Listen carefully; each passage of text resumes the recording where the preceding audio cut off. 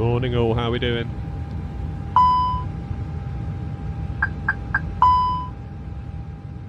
Right, let's get that volume down just a touch, shall we? There we go, that's better. How you all doing? Danish? Yeah, of course you can. Of course you can. Anyone's more than welcome to join. It's not a problem. Oh, right, what's going on? Let's have a look outside. There's a Dreamliner currently engulfing a static aircraft. But that's alright. Don't worry about that. That's all good. Morning, Flair. Yeah, we're probably looking at pushing back in about 25 minutes, so we should be all good.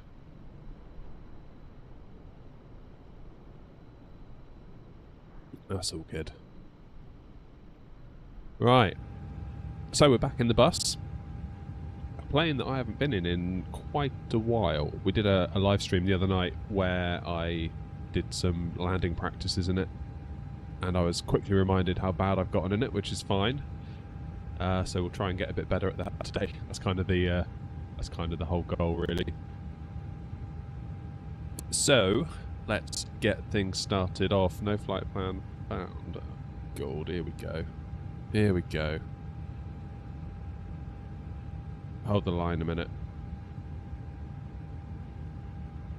I just need to quickly put in my Simbrief username, because otherwise it's going to yell at me.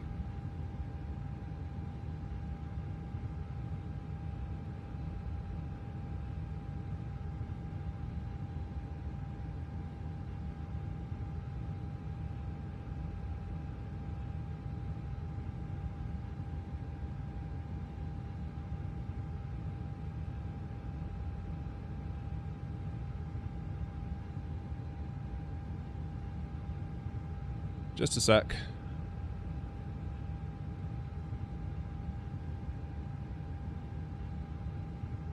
There we go. Hopefully that'll work. Hey, there we go. Right, now let me get the screen back on. Happy days. There we go. So, Bristol down to Nantes in France. Got a funny feeling I'm not pronouncing Nantes properly, but I don't know how to pronounce it, so that's what we're going with today. Sorry to any natives of France that I'm offending. Right, let's get our weights sorted. So you can see we've got our planned weights in terms of fuel, in terms of cargo. So this is what I do love about the Phoenix, actually. You click load aircraft and just click GSX. Are we going to have enough time to do that? 27 minutes to do it in real time. Oh, yeah, okay, fine. Refueling truck is on its way. Boarding request. Please don't load aircraft until the fuel truck arrives and ask to do it. Never flown to Warsaw, I don't believe, no. Don't believe I have. Yeah, they will come. Still, it will give us a minute to get things ready.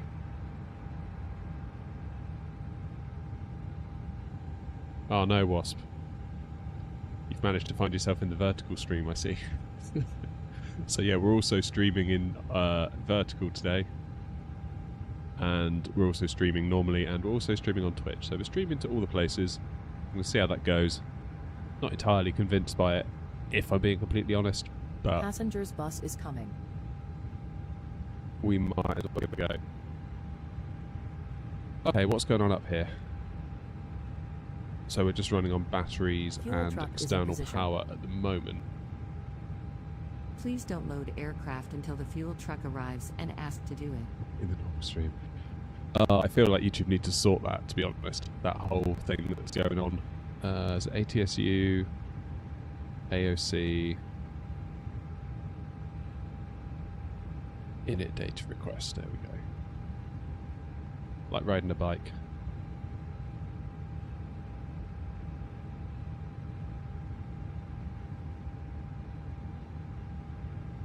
Need to load up SPAD. Please Forgot use your about that. airplane fuel system to set the desired fuel quantity.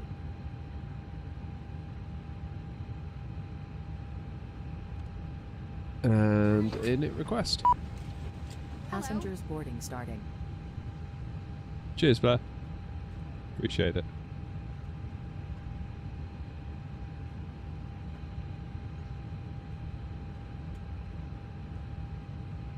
Okay, our flight number will go with X-Ray November Oscar 121.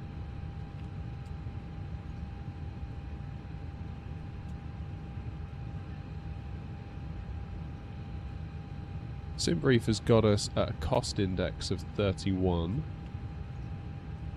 A cruising altitude at flight level 330, believe it or not. That's okay.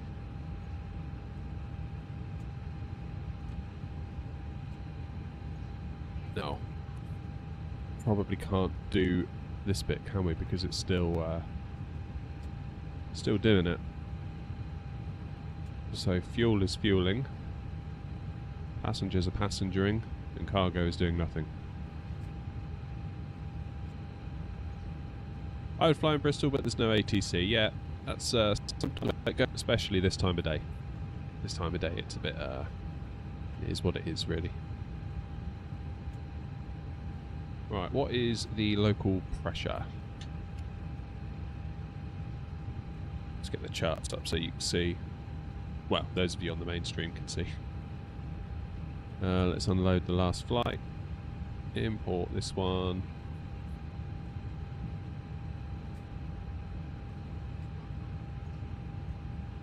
Okay, X-More 1 Zulu departure. Then ILS 03.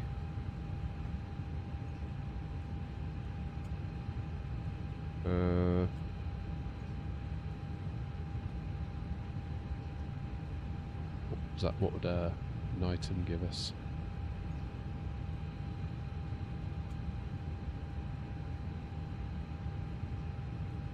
Okay, so that's like a teardrop over the airfield job, isn't it? Yeah, that could work. Passengers bus is coming. Work. Hey Adam, how you doing? Nice to be flying this time of day as well. Obviously school holidays at the minute, so my schedule was just always it's completely out the window. Like my my normal thing just isn't a normal thing anymore. Like it's just school holidays. But luckily my wife is running the fort this morning. Arranged a play date, so I'm free to sit in my shed and do this.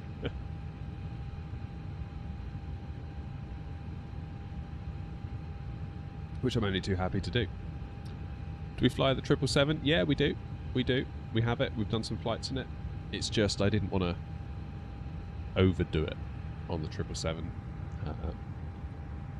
Last stream we were back in the 737, and a couple of people actually said it's actually really nice to see the 737 back. Which made me think maybe we need to do a bit more bus as well. Yeah, 738 is probably my favourite aircraft. Just the way it feels to fly, the way it keeps you busy. By comparison, I do like the bus, don't get me wrong. But by comparison, it does feel a little bit like you're flying a robot. Alright, what is the weather doing?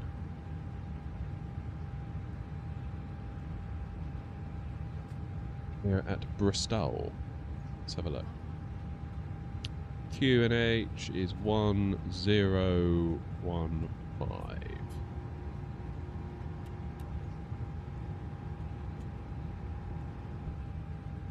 Yeah, she's a keeper, Adam.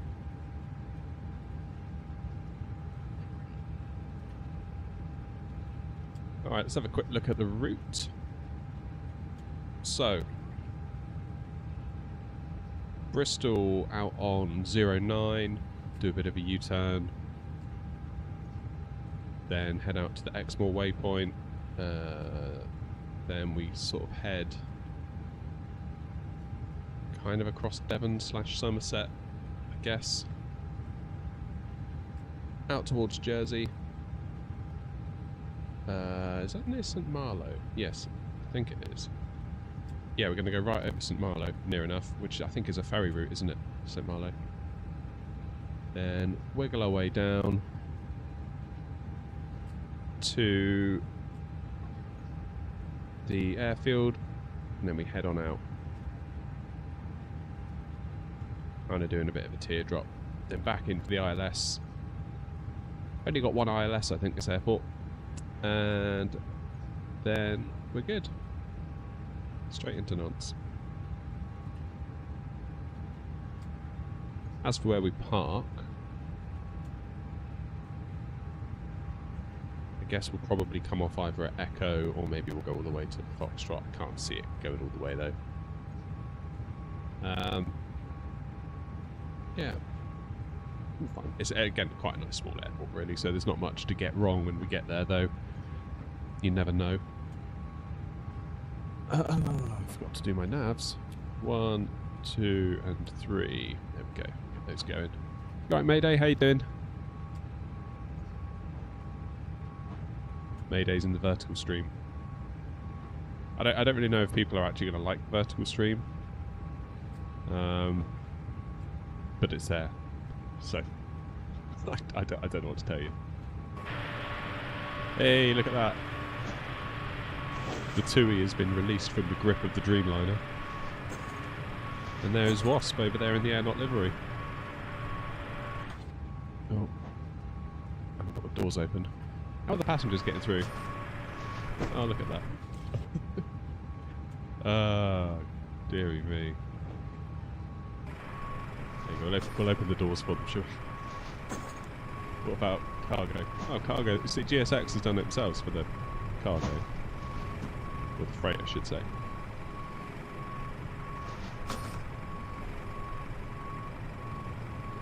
Look at that TUI, looks surrounded by AirNOTT. Oh, right, sorry, see there's a couple of things in chat that I haven't addressed. I'm new to flight simming and only have learned to fly the A320 fly-by-wire. I'm interested in learning the 737. Do you think it's harder to learn or fly? It's not hard once you know what you're doing, but I found it very hard to start with.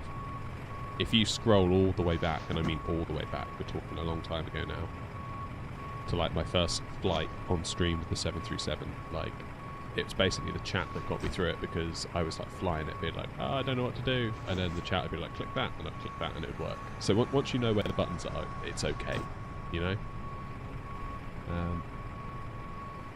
Yeah, it's just a case of figuring it out. Once you know it, it's like second nature. It's like second nature, and I really do enjoy flying it with the yoke. That's why I always look forward to flying the 737, because I know I can fly it with the yoke, so I get to use my yoke without guilt. Because like, if I flew this with the yoke, I'd feel like I'm doing it wrong. So there you go. Hey King Gamer, you alright? Is the Navigraph subscription worth it? I don't know about you, but I'd appreciate it more if they released a one-time purchase. I don't think they can do it that way because they themselves, I believe, are licensing data.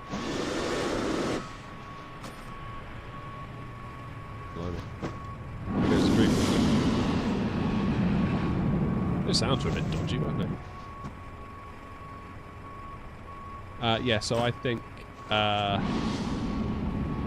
they can't do a one-time subscription buzz, because a one-time payment, because I think they're licensing all the chart data from, is it Jefferson? So if they did everyone a one-time purchase, fast forward enough time, they'd be out of pocket quite significantly. It's a very good service though, so I don't mind paying for it at all.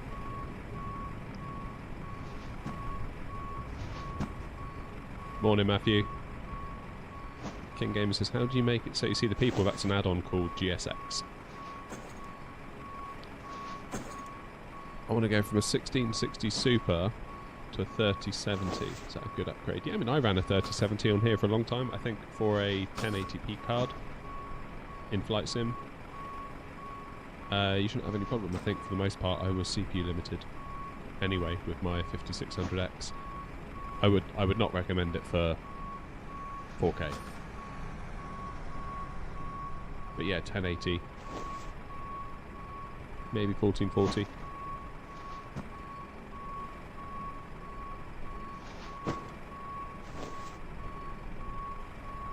Oh, you saw the lossless scaler? Yeah, it's crazy that, isn't it? Like a fiver. Like, I know it's not perfect. I know it's got its shortcomings. Like, everything in tech is a trade-off anyway, so it's like, I don't begrudge it at all. And, yeah, you consider that, you know, frame gen it was kind of like an NVIDIA 4000 series thing, wasn't it? And like a fiver basically gets you most of the way there. It's pretty incredible. Pretty incredible indeed. 5 minutes till IR line. Ugh. How are we doing for loading up? Halfway on the passengers, halfway on the cargo. Fuel is done.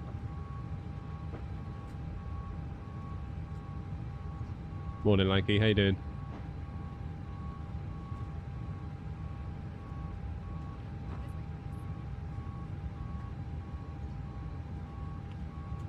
Alright, so Bristol, we're going to depart on runway 09, X-1 Zulu, insert that. As for Nantes, we're going to go on the ILS Y03,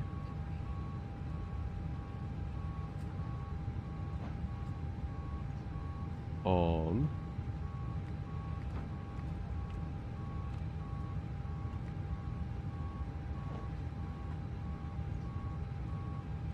go to 1 Charlie.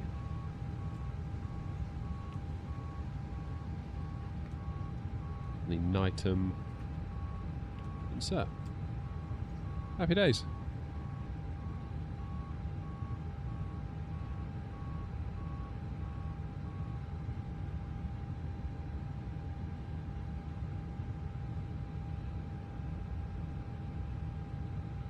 I mean, with that sim, you're probably going to be CPU limited. What I would recommend you do is enable the developer mode in the options of the sim.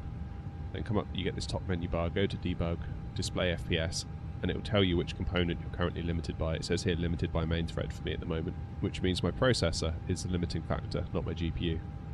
That will really help you understand, because you might end up spending loads on the GPU, and it make no difference if your CPU is already the problem. So do that first.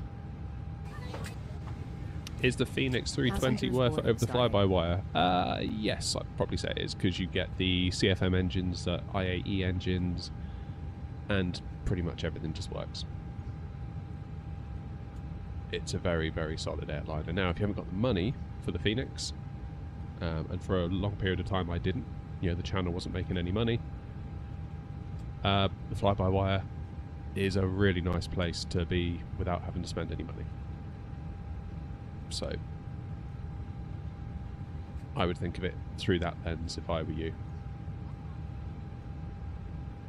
Alright, should we do our perf?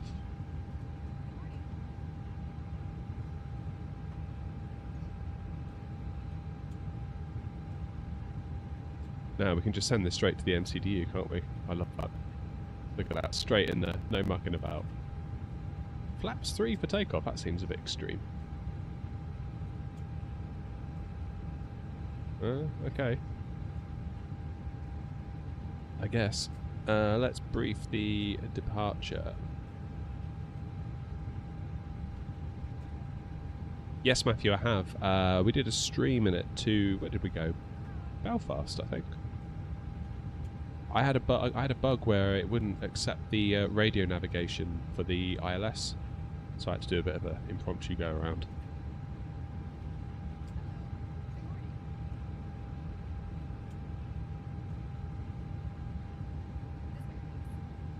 Oh, Pascal, thank you, man. Thank you for the 5. In the YouTube vertical stream, I hasten to add. Thank you very much indeed for the support. I do appreciate it.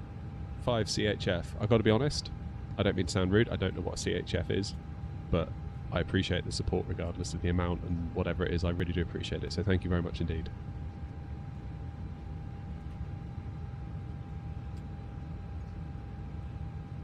Morning, Cow Shark.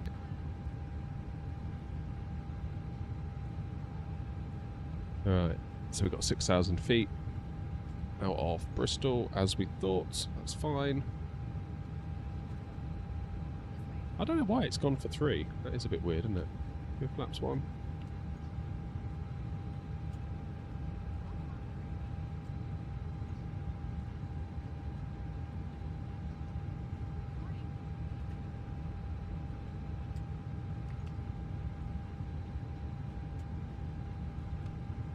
Tempted to leave it just to see what it's like. I'm curious now.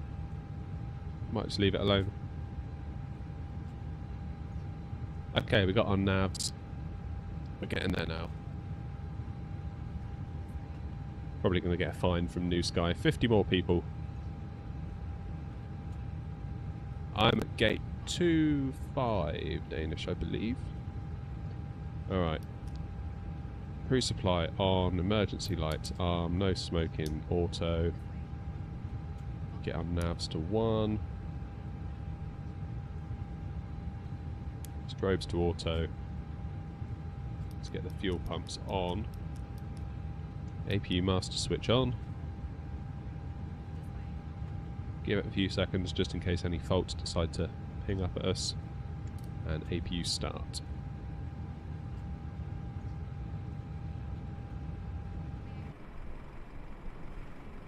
There we go. Look at that poor Tui, look. Surrounded by us. Like a rose between two thorns. Now, another thing I love about the GSX integration with the Phoenix is that I can just flick on the beacon light and it will do us a pushback. Very, very cool. I love it. Right, what am I forgetting? Because I haven't done this in a while. That's all good, that's all good, that's all good, that's all good. Just waiting for APU to become available.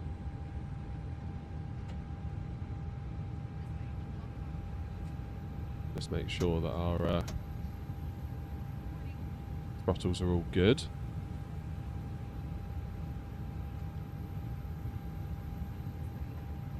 Let's get 6,000 in the window.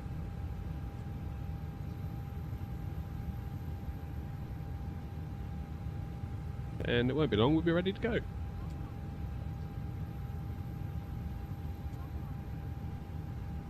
Oh, you've crashed again, Wasp? No way. What on earth could that be?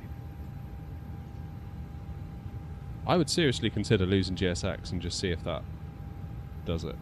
What were you doing? Was there anything you were doing at the time? You're right, Skypoint. Skydiver, what New Sky is you can set up your own airlines on it, which I've done. And you set routes and you lease aircraft and put the aircraft at various bases and then people fly them around. And it kind of earns money for the VA then just loading passengers with GSX. Yeah. I would be tempted to lose GSX, Wasp, and give it another go. Give it another go. Oh, Mika with a 5. Thank you, my friend. What throttle are you using right now? I've got the Thrustmaster Boeing. What would work with the Phoenix? Love the content. Thanks very much. Let me show you. Let me show you. Let me show you. Let me turn on yoke cam. Here we go. So I'm using... This is kind of my setup. I've got my Airbus stick over here, which I'll be using today. I've got my Boeing yoke in the middle, which I use for non-Airbusy stuff. And I've got the Airbus throttles. People give me so much like flack on social media, like TikTok especially, and it just triggers people like you wouldn't believe. Like most videos I put up like a short of my landing or whatever, and almost every time there's someone that's like, bro is using an Airbus throttle with a Boeing yoke with like the little skulls or whatever.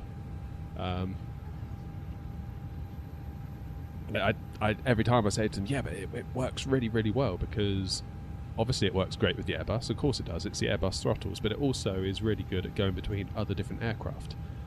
What you might want to check out, Mika, is my latest video where I show you how to use spad.next, which is a program that kind of has lots of profiles built into it that can control this in much more detail. So you remove all of your bindings from the sim in the control setting, so it effectively makes it useless, like you move your throttles and nothing happens. And then spad.next handles it all. But then people that are much smarter than me have made these incredible profiles that make it work. So like all the different switches work with the Boeing, whereas before I couldn't get them to work. All I could do was get the throttles to move. So I'd really recommend you check that out. But I think this is a really, really, really solid option as a go-between. Like, yes, I know it's got Airbus written all over it, and I get that it's blue, like the Airbus. And I get that it doesn't match the Boeing yoke, but in terms of usability on a daily basis, like this is the way, in my opinion. The only thing that could tempt me is if, I don't know, Thrustmaster or someone ever made like a full-on motorized Boeing yoke. Not Boeing yoke. Throttles. Because you know, like when you're in autopilot on Boeings, like you see the throttles just kind of moving themselves, like up and down as they're moving around.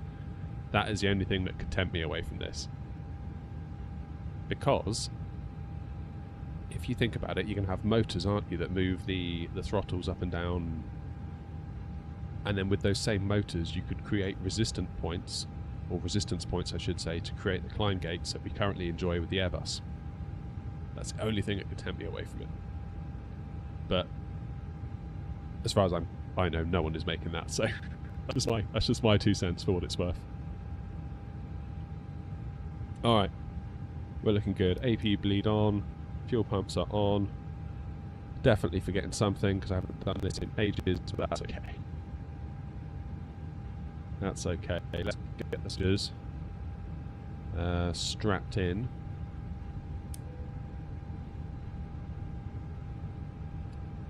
Aircraft is loaded. Thank you very much. We just need to fill in our final init page B.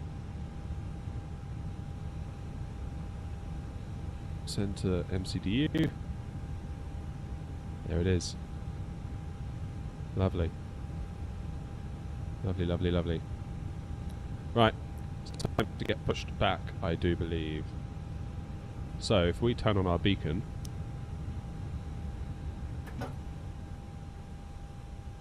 There we go. See, GSX has taken over. ASB 2008. Just came home from school. You flying the Phoenix? Yes, I am. Hello, Captain. We are ready for pushback.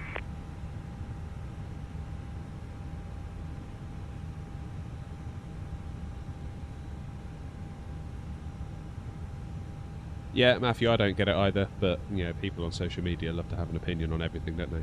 And people on TikTok, in general, they do tend to know everything as well, so just keep that in mind. Departure checks completed. Bypass pin inserted. Oh no, don't say that, Rob.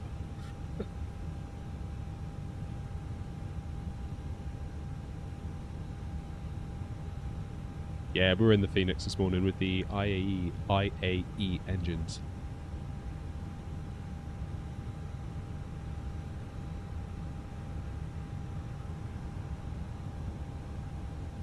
Right.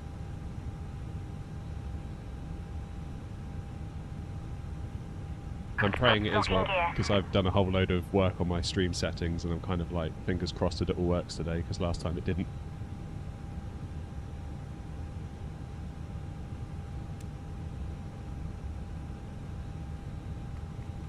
We'll step through the route real quick. That looks fine.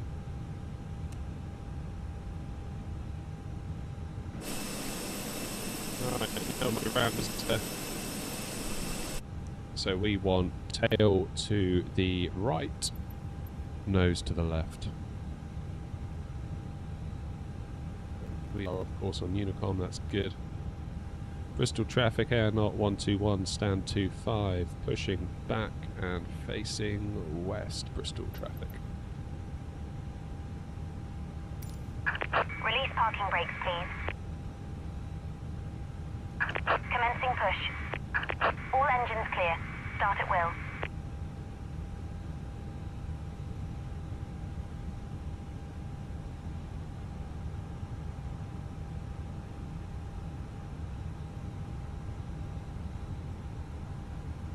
Wessam, is that you?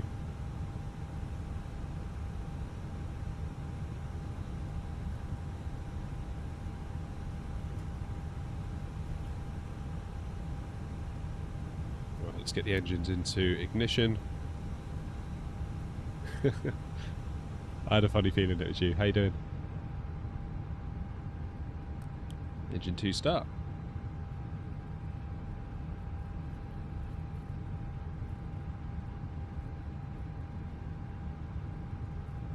What is going on?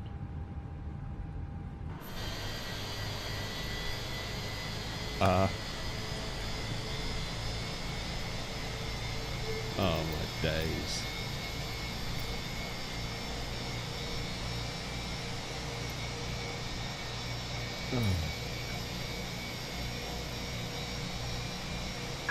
Please set parking brakes.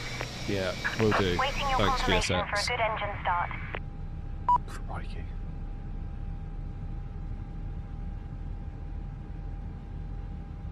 Right, how are we looking over here? You just love GSX sometimes.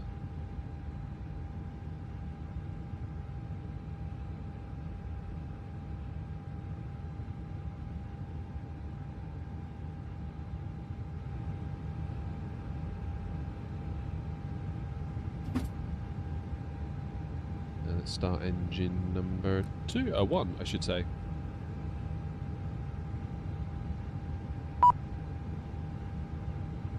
All depends.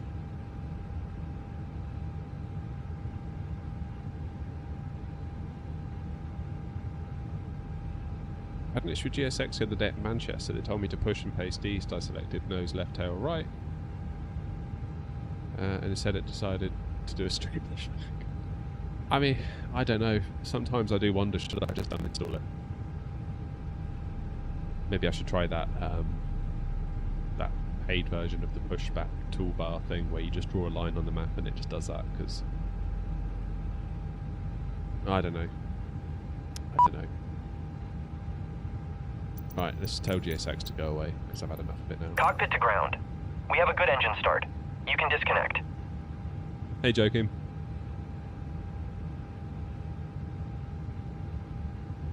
Morning, Captain. Greetings from Morocco. Very nice. Bet it's warm down there. Okay, nose move steering disc, so we're still waiting for GSX, presumably? Yes, we are.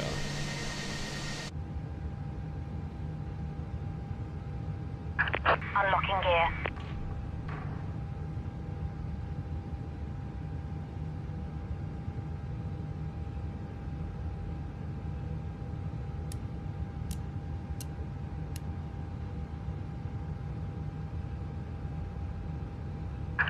Tow truck disconnected.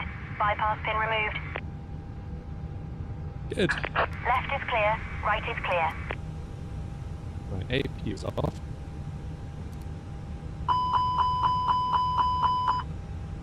Predictive wind shear auto. Let's do flaps 3, because for some reason it wants us to do flaps 3 today. And I don't really know why it wants us to do that. But whatever.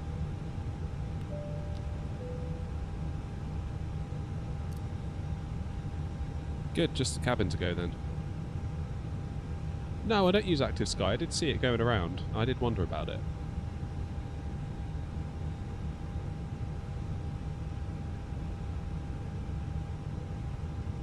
Getting some voice clipping. Oh dear. That's a new one. I am using NVIDIA Broadcast on my mic, so maybe that's why. What's the point of paying for GSX apart from pushback tool? What does it do? It does things like loads passengers, loads cargo, that does refueling. So if you want to spend all your time outside looking at it doing stuff, it does make it a more realistic experience. But yeah, beyond that, I must admit I am starting to wonder. The same thing myself. Alright, flight directors are on. Everything's good. Bristol traffic, AirNOTT 121, stand 25, taxiing to runway 090. Alright, brakes off.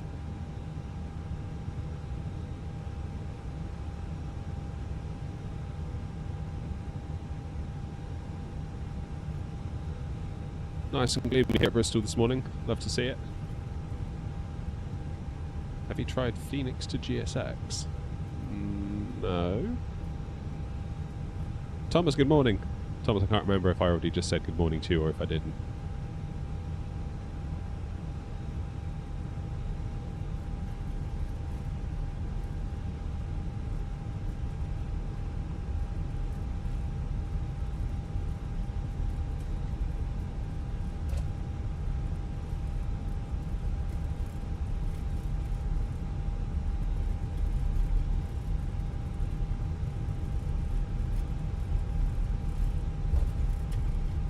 Yeah, I was going to say, Wessam, the Phoenix now, you can literally turn on the beacon light and it will do a pushback for you.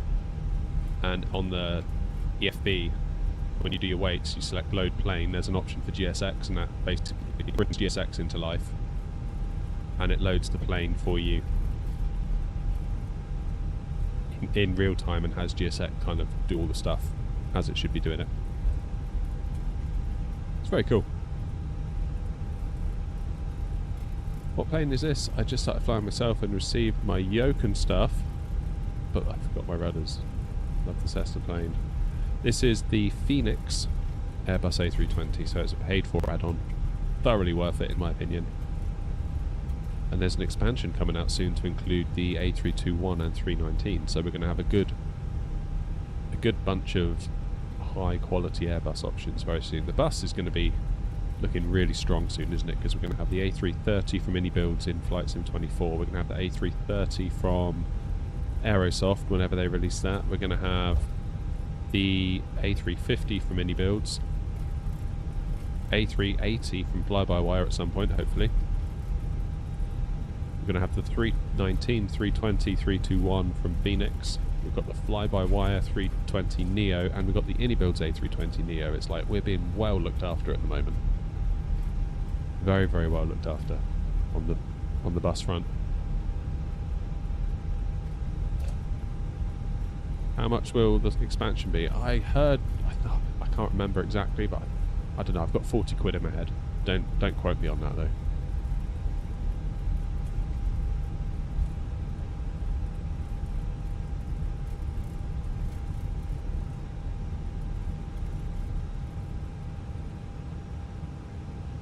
There we go. Right.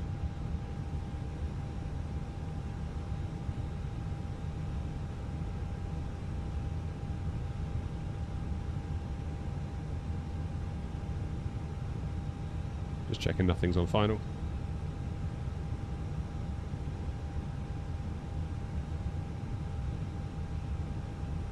Bristol traffic AirNOTT 121 lining up runway 09er Bristol traffic.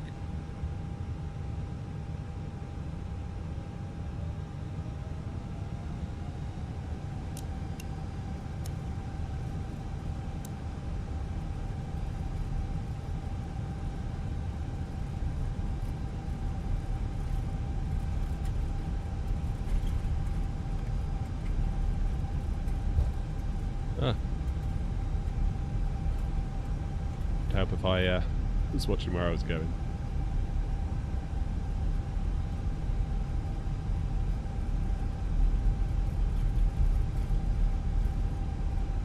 Yeah, so the CEO is coming from IndyBuilds in Microsoft Flight Sim 24, and I believe also the Aerosoft one's going to include it as well.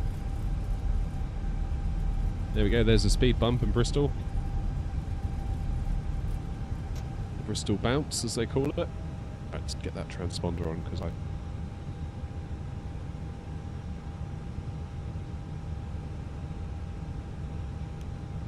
Lovely. Okay. Shall we go to Nantes? Let's do it, shall we?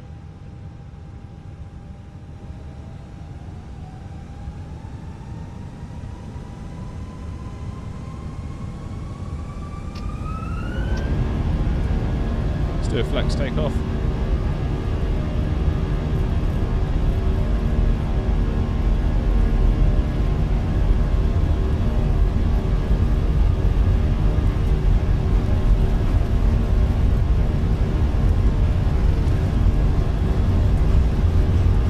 A bit of right rudder required here.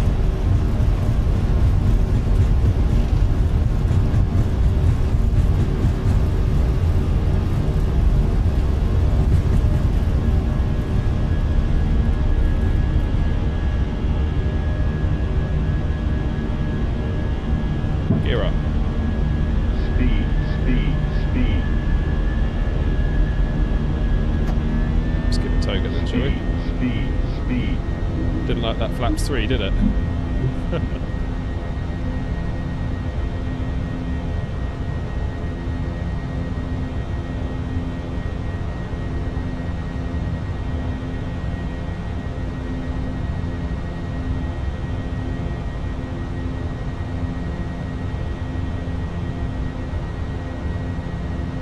That was interesting.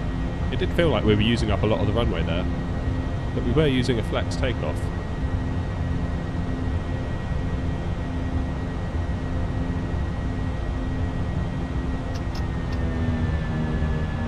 Lead us back into climb.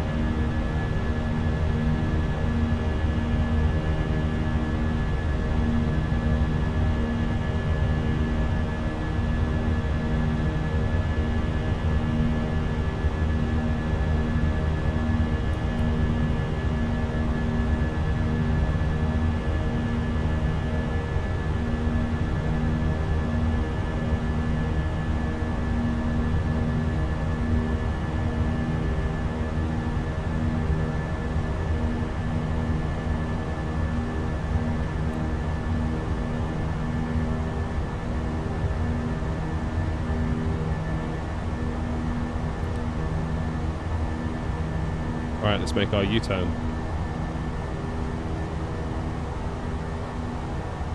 Bristol traffic, AirNOTT 121, airborne 3,500 feet.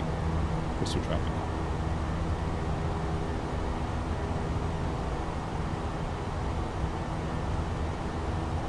Yeah, I think that flex takeoff was a mistake in hindsight. Or maybe the flaps 3 also, but it did tell me to do that, so I'm surprised that it didn't work in our favour. I usually trust... I usually tend to trust the aircraft quite a lot in that regard.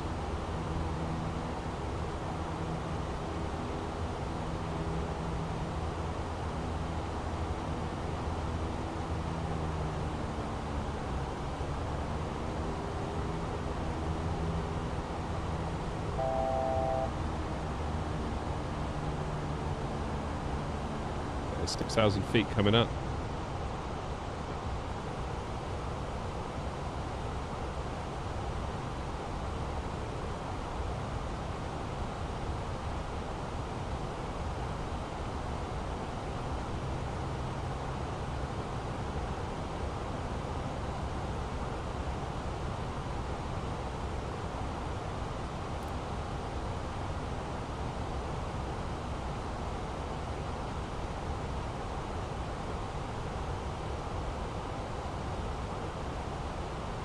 Very good.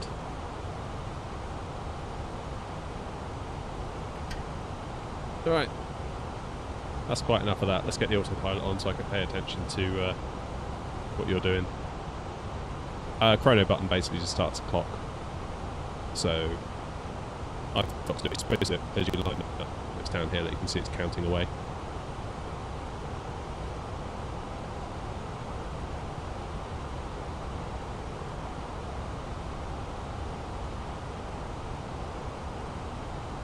Don't think there's much online today in terms of ATC.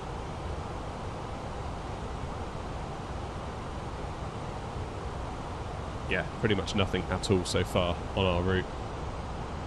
Yes, Alex, we're on VATSIM. Can you give us a full setup, room tour, and key maps, custom layouts, if any? I did a room tour a little while ago. I say a little while ago, quite a long while ago now, and it really didn't do very well. The video started out super strong. I was like, oh yeah, here we go. We're on to a winner here. This video's going to do great. And then it just stopped. I was like, oh, okay. That's fair enough then, I guess. But there has been a few changes since then. So part of me wonders whether we could do another one.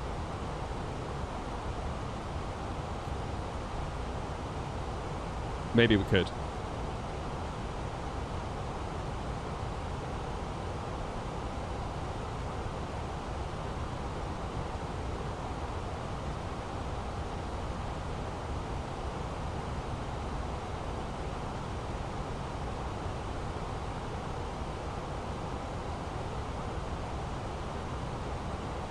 Is the Phoenix good? I very much enjoy the Phoenix, yeah.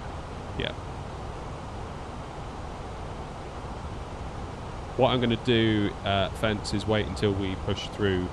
So, at the moment we're locked at 6,000 until we get to the end of our SID. If I were to... See, we've got these constraints here. So this next constraint we need to be above 3,500. We are. This next one above 5,500. We are.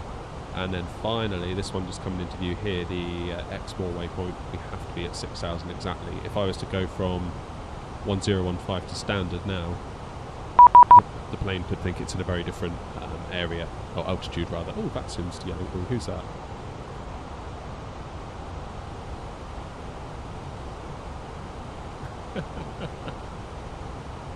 Someone just messaged me saying, is it the one and only?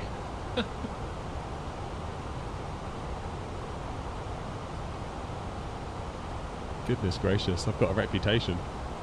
I don't know what for. That's what worries me. What have I got the reputation for?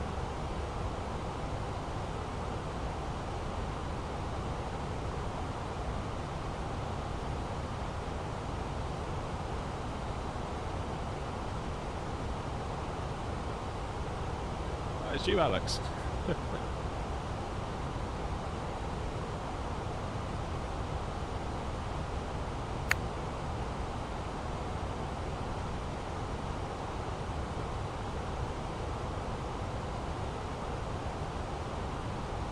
So I'm kind of intrigued. There's quite a few of you in the vertical stream at the moment. Are you all like enjoying that? Because there is a horizontal one, like a regular one.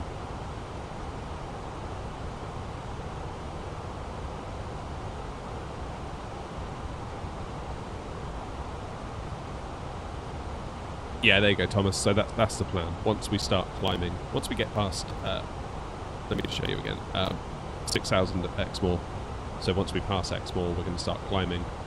I've got 330 in the window, so the plane is not taking us beyond 6 at the moment because it knows that we're not allowed to still at 6,000. But once we go past this, it will start climbing.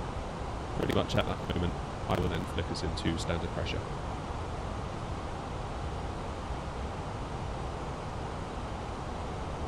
Yeah, there's a horizontal one. Just go to the channel.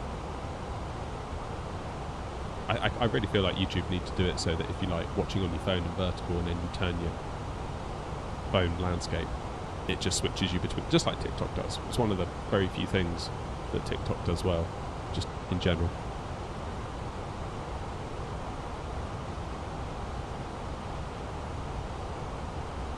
Right. Sorry, I'm struggling to keep up the chat here. Bear with me a minute. Let me look at the messages. Is Phoenix good? We've said that one over. Yes, it is. Transition altitude. Marnix in the vertical says, what's the transition altitude set in your FMS? I've got it set to 6,000 feet. And that is due to the SID coming out of Bristol. So as we pass 6,000, as we climb out the constraint at Exmoor, we'll go to standard. Because if I were to do it now, the plane might think it's at like 5,500 feet and it will just freak it out. Is AirNOTT a virtual airline? Yes, it is.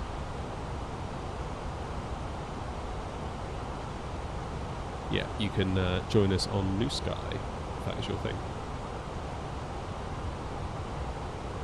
How bad is it running 3 streams at once? It's okay. I'm using the new Atom multi-stream plugin for OBS. And it's quite clever in that if you have, say you're streaming to Twitch at 6,000 megabits per second, that is one encoder session. If you then want to stream to another service, you can say to it, stream to that service, but don't do a second lot of encoding. Use the same encoder as Twitch, so you're not doubling up on all your encoding every time. What did you do to get a virtual airline? I just signed up for New Sky. New Sky is a platform where you can run a virtual airline, so...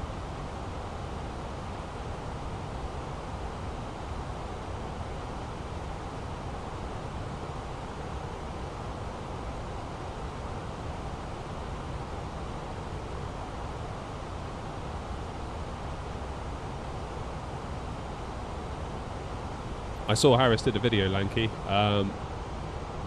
although I feel like I was mostly up to speed on it. Is New Sky free? Yes, it is.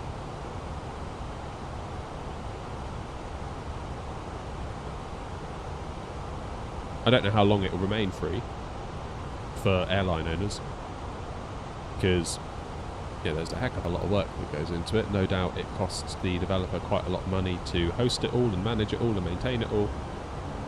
So I anticipate there'll probably come a time There'll be a time where I'll have to pay something.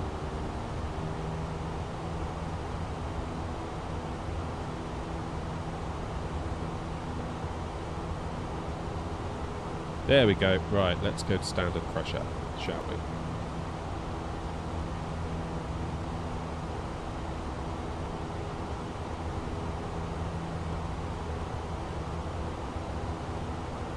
Yeah, so it will obviously take bandwidth, but it's the encoding that I worry about. I do have a separate streaming PC, so I don't worry about it too much. But even with that, you can, if you have a encode section for like your recording, your YouTube stream, your Twitch, your vertical, even with just a dedicated PC, you can max that out very, very quickly if you're not careful. I would normally enable approach mode when I'm on turning on to final, as a rule. What's the advantage of a virtual airline? There's no real advantage. It's just if you want to, if you're into that, really. Like some people just aren't. They just want to fly around, do their own thing, and that's fine. I would say the advantage is that it gives you a reason to fly, and it rather than, and I don't know about you guys, but I do this a lot. Like I'll just kind of sit here and be like, where do I fly? I don't know what to do. You get paralysed by choice, whereas with a virtual airline, it's like, hey, we need you to fly this route. So it's like, okay, I'll do that. And it's done, you know? Yeah, Westham, you can sync them. I've got mine synced. I don't know if you noticed, but I did sort of just check over to the first officer's side after I went to standard just to check that I actually had it working.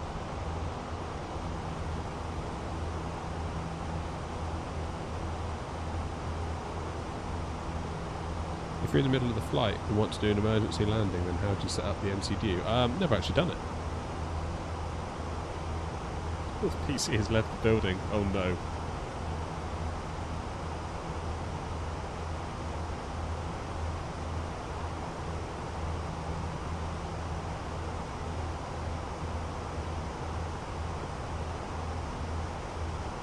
How do you move the camera? So I'm holding my right click button and just looking around, dragging the mouse around.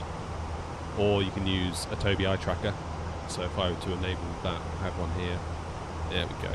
So now I'm using my eyes and just looking around. So now I'm looking at the PFD. Now let's look at the middle screens. I'll now look at where it says 33,000 feet. Let's look up to the lights. And I'll look down at the throttles. It's like a blend of your head and your eye moving stuff around. Very clever.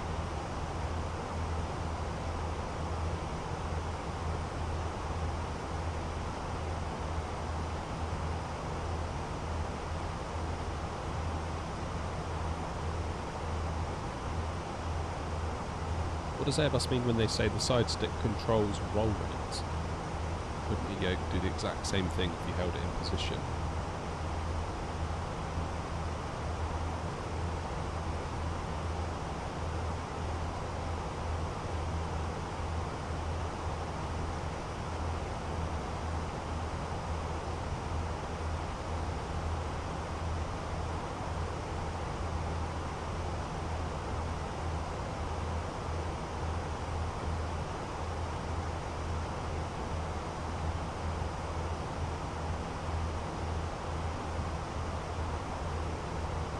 That's weird, Kurt. I don't know what to say to that.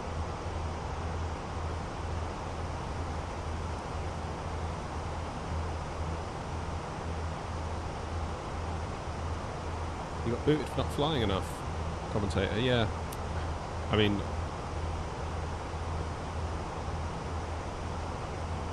I don't know. I wouldn't.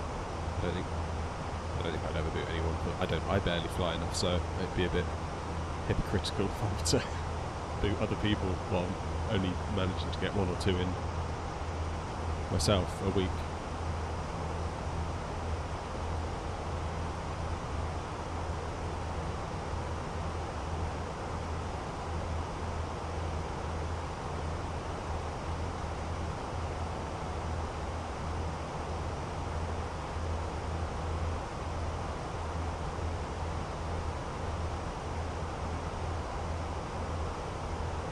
At the risk of messing everything up, I'm going to turn on my Xbox controller here in a minute, and it's going to come up with that annoying screen, being like, do you want to keep default? I say, yes I do, go away. We're going to see if we can go on a little wander and set up my camera views, because I've just installed a new SSD. Right, let me get out of here.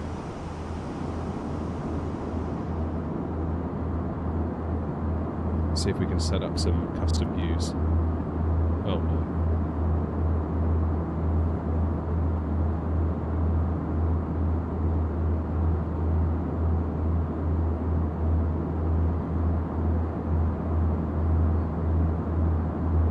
What do we think for like an engine view, something like that?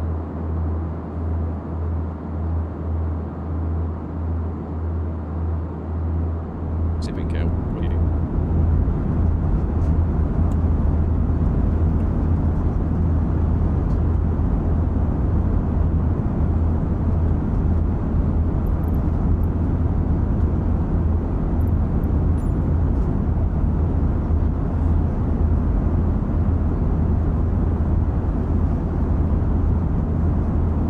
That'll do.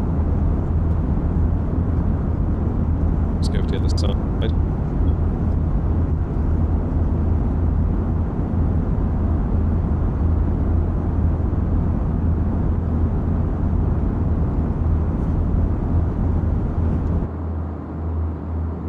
Let's go to our engine. Go to the other side.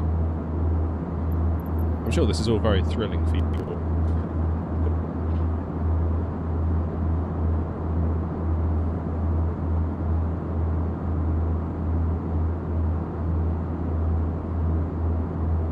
There we go. Anybody want coffee from the galley while we're out here? Let's get a nice one of those sorts of views. And then one of these. Oh, I bet they will have a...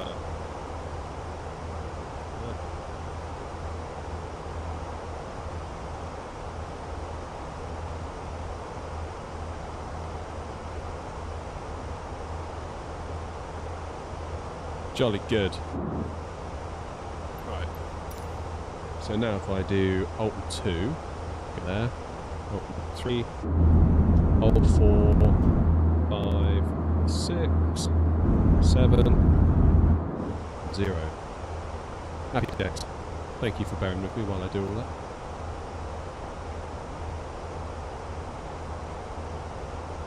How much did my setup cost? Fisher Gamer, oh, that's a hard question because it was all kind of done in bits, really.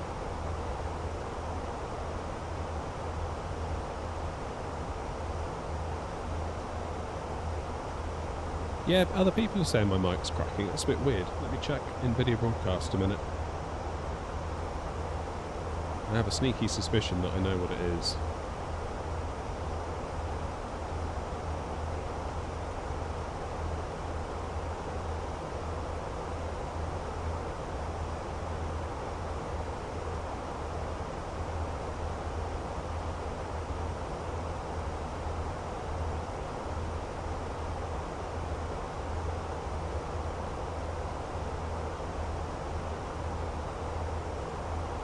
How's about that? Is that any better? Let me know if that's better or worse or anything. So my CPU usage is only at 12% according to ABS. If I check in at Windows,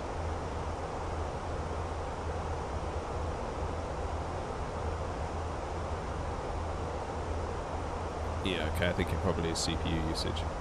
Damn it.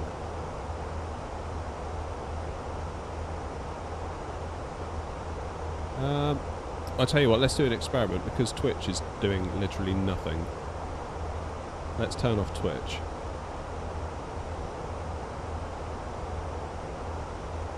And then tell me if it gets any better.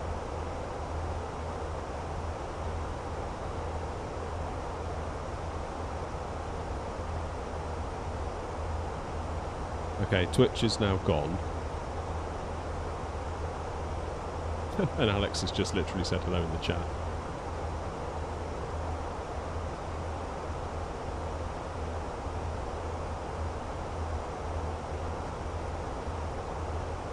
I think what it is, it's because I'm using my processor to encode to Twitch.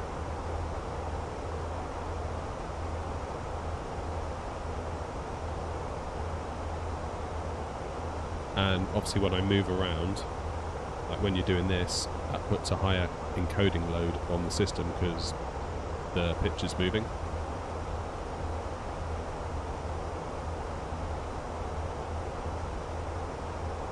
So I think that's probably, yeah, I think probably it's the CPU maxing out.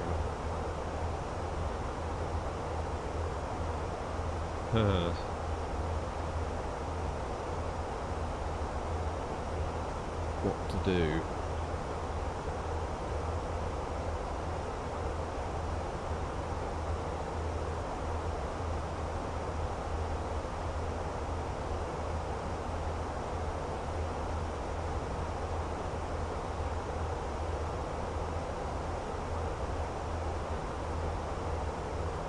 Yeah, maybe we just lose Twitch going forward then. Maybe I need to get a more powerful CPU.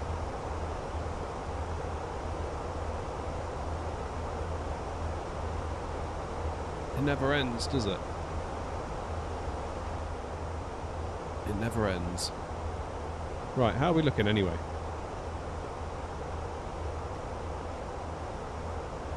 How are we looking?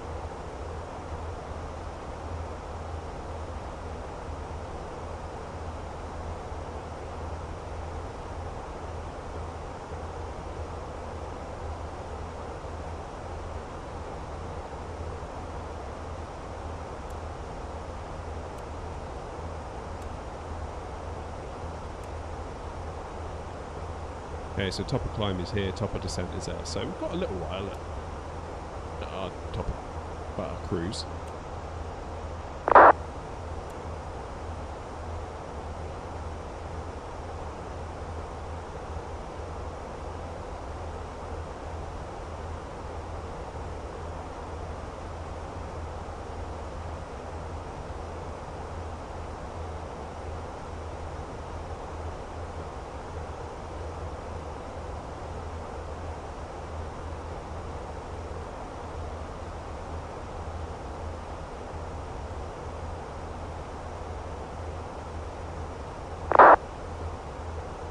Who's that messaging on Vatsim?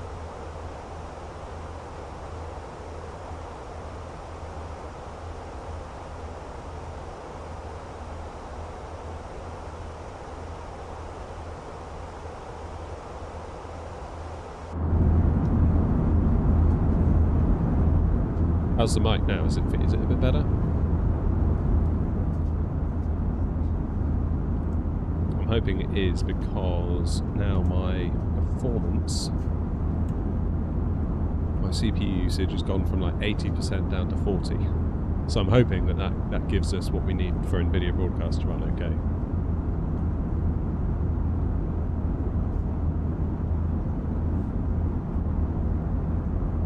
Much better? Okay. Well, I think it's fair to say that YouTube Vertical has been more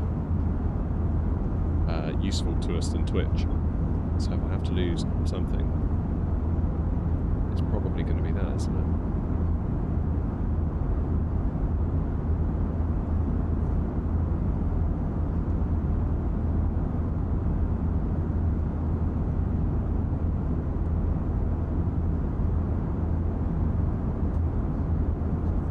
I suppose I could set my main encoder for Twitch and then use that same encoder for YouTube, but then that would mean YouTube gets lesser quality, and the whole point of YouTube is that you can stream in higher quality and higher resolution. So I'm at 1440p 25 megabits for YouTube, whereas Twitch is like 1080-60 at 6000 megabits, which is not good by comparison. I don't know.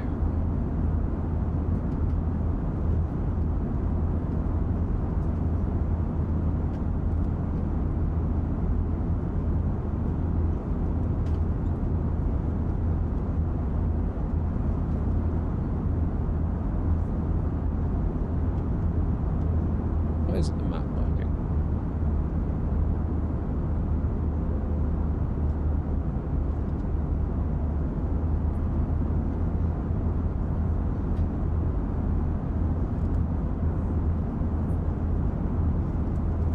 Why isn't the map working?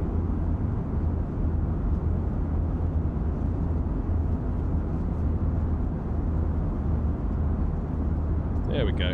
Now the map's working. You can all hopefully...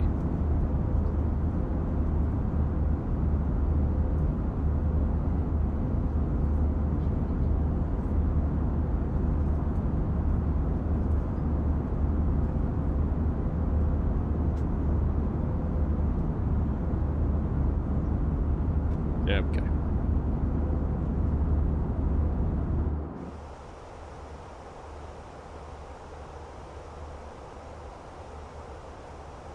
Happy days.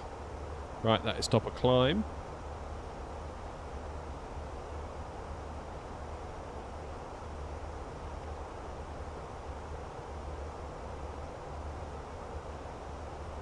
It wants our destination data now, of course it does.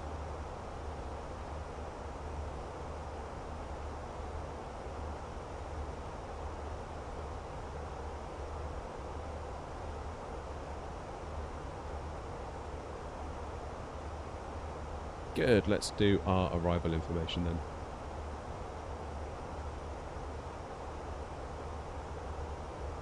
Oh yeah, Wessam, the 777's awesome. There's no two ways about it, it's just like, it's brilliant, isn't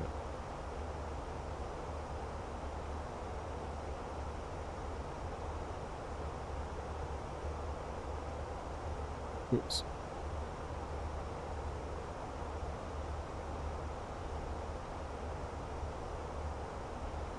Alrighty. So, 290 and 7 for the wind.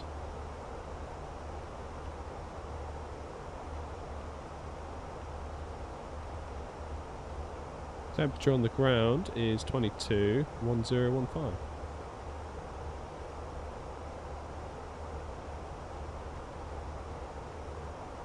Now let's get some charts.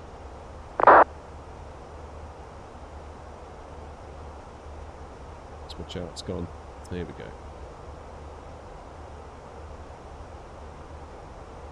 Decision height is 273 for our minimums.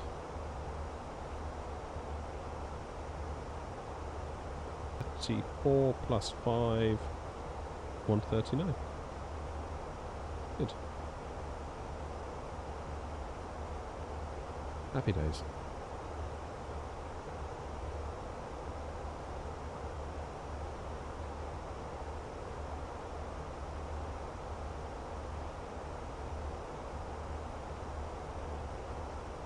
Morning, Fady.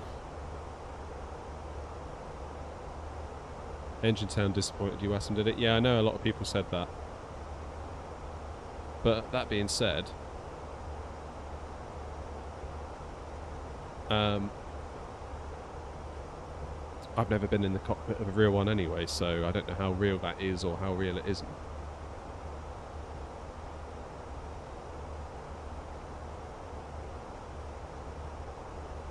Morning, Tony. As in, you're going to fly the beast, or I'm flying the beast?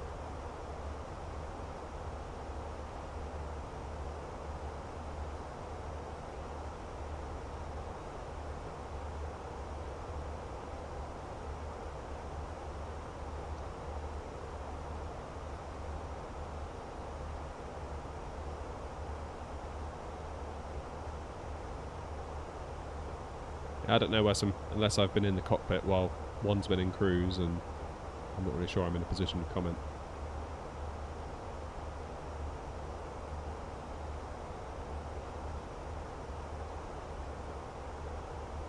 What did you find the most difficult when going from Boeing to Airbus? I have the Wing Wing Airbus Sidestick on pre-order, and so far I've only flown Boeing on my yoke. It was actually the other way round.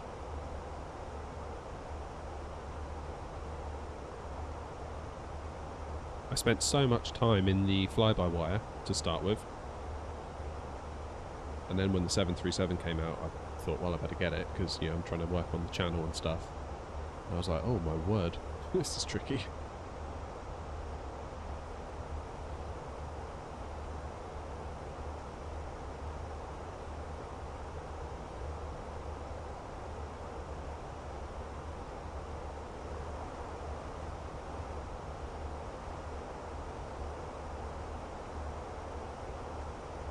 Where do you set TCAS to below? Oh, there. Embarrassing.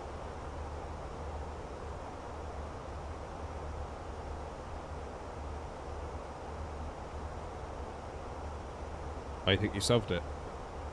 I have solved my issue. Over aggressive CPU overclock. Eased off a bit. So far, so good.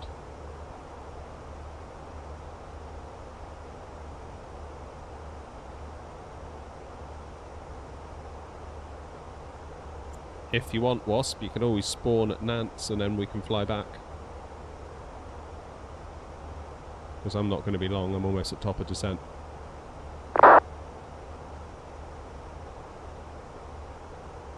What plane are you talking about, Tony? The Airbus?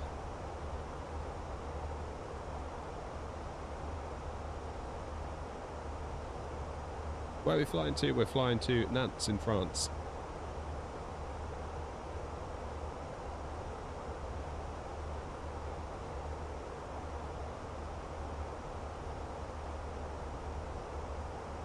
Not a very long flight at all, is it? Too late now taxiing at Bristol, fair enough.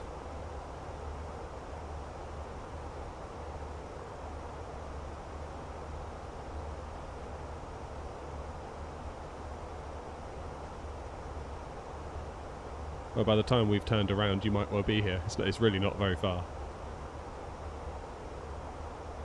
The Phoenix, yeah, you are talking about the Phoenix. Yeah, I've got to be honest, I struggle in the Phoenix a lot. I feel like if we get a good landing out of the Phoenix, I've done really well.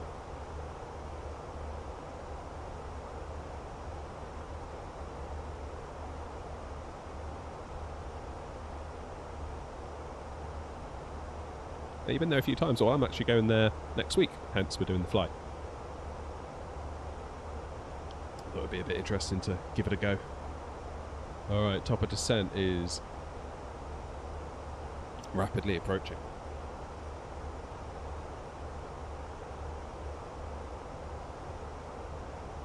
So the LNAV and the VNAV, if you right click on these, so you see you've got a little dot there, that means the plane is in managed. That's the equivalent of LNAV. Whereas altitude, so I'm going to bring us down to say, I don't know what the minimum is before we land. 7,000, 4.5, 3, let's call it 3. So go down to 3. That little line there on the ND is our top of descent marker. So now if we right click, or click and then right click, no, just right click. So you got the dot, that now puts it into manage, which is effectively VNAV.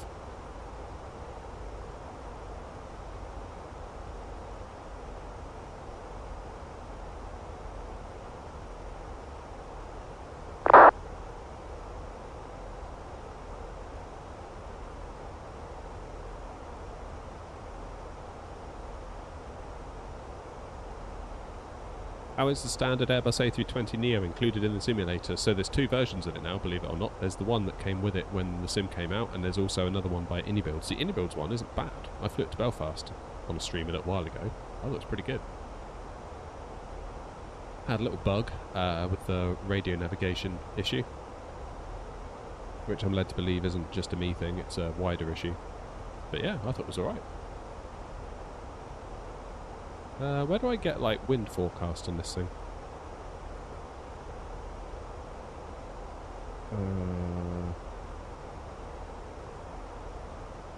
Right.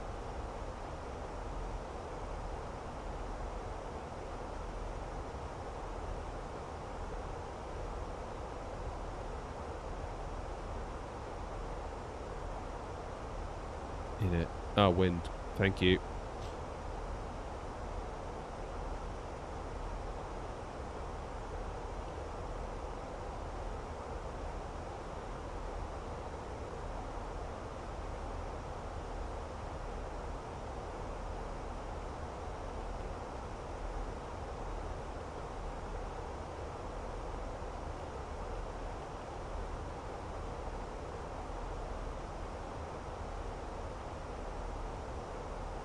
So go into wind, but there's nothing in wind beyond what I already have.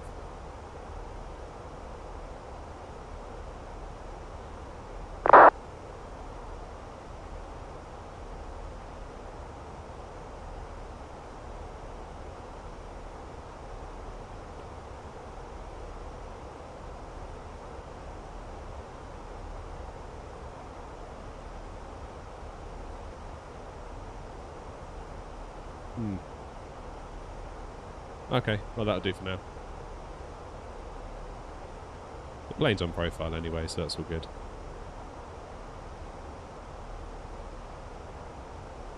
We're all good.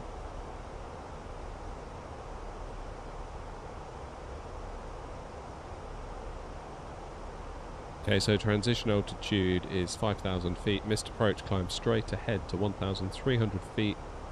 Then climbing turn left to 4,000 feet. On to 301 degrees to the MT-NDB, or as directed. Do not turn before passing that.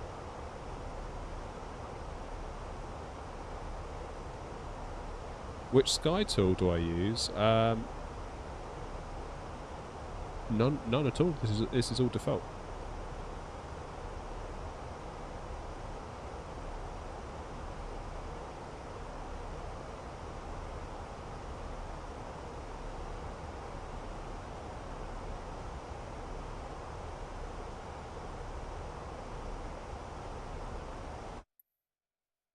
Oh, whoops! I just hit the escape key.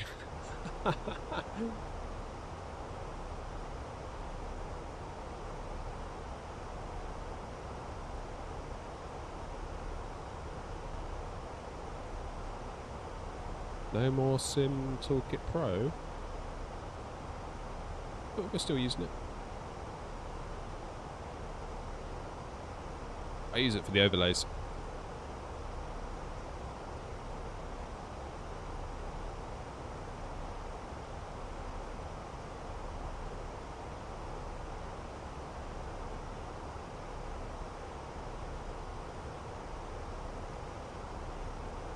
Here we go. So Godin is the name of our star.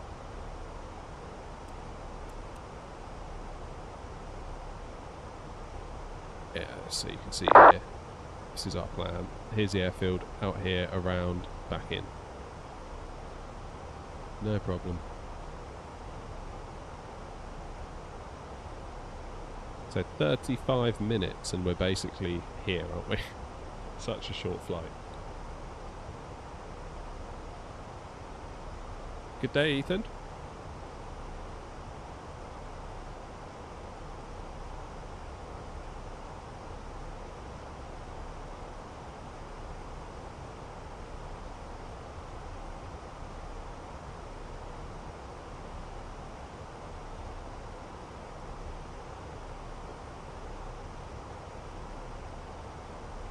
Yeah, Z, I think we're going to go back. I say Z. Wessam. Can't cope with all your different usernames. Yeah, we'll do the return. Get on the ground, I'll go and grab a coffee, and then we'll get ourselves back.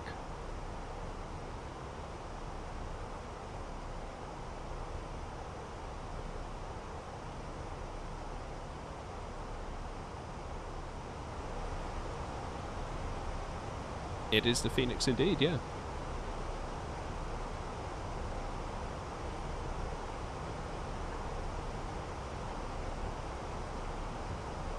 Just finished a flight Gatwick to Edinburgh and then Stansted to LEMH. Where's that? Where's that? Where's that? Where's that? Where's that? MH. Is that Madrid? No. Menorca, thank you.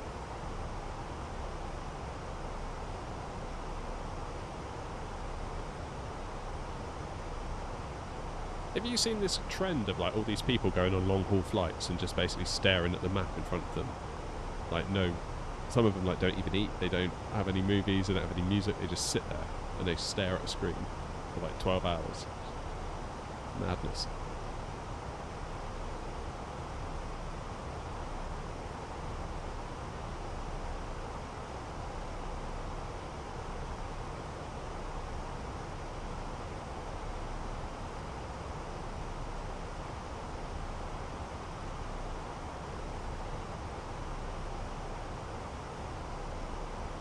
Yeah, it's just, I don't know. It's just bizarre to me, the whole thing. Like, never once have I thought, you know what would be a great idea? Ah.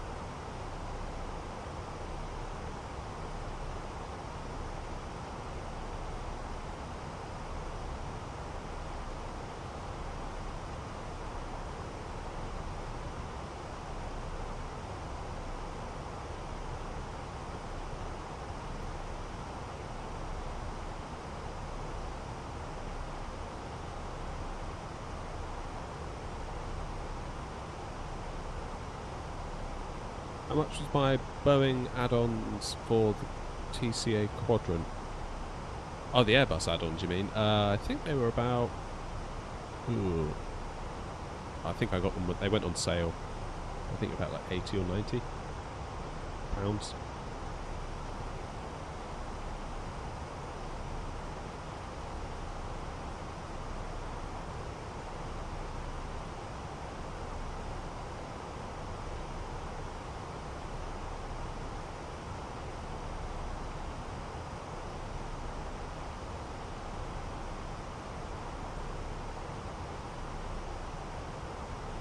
Yeah, 80 or 90 for the spoiler and the flaps, that's it, yeah.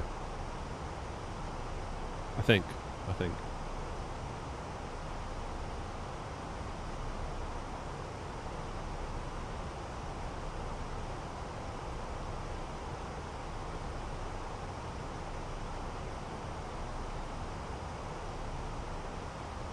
It's a tricky one, Ethan. I feel like every time someone says something like that, I don't really have any grounds to agree or disagree because I've never flown a real one.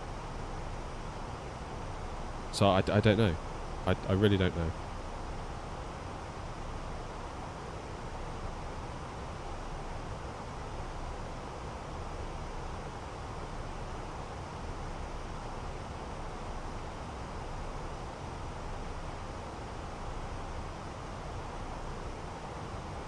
Alright, Chelsea.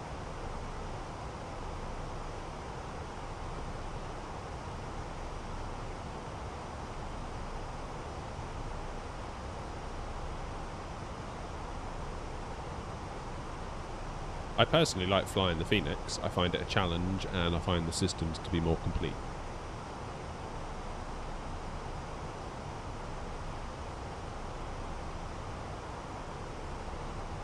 I think any which way you slice it, Phoenix, fly-by-wire, it's not a real one, is it? So sometimes I think maybe we just need to calm down a little bit.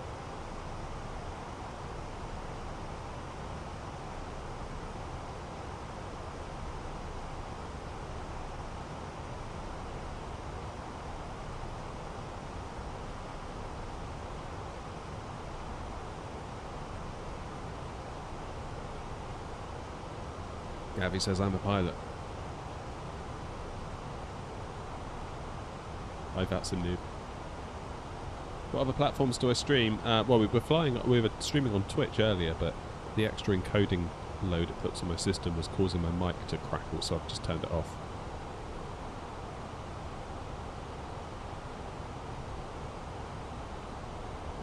I've done my own throttle mod, Chelsea.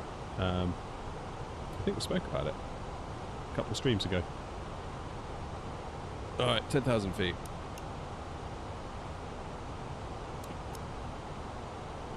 Come on.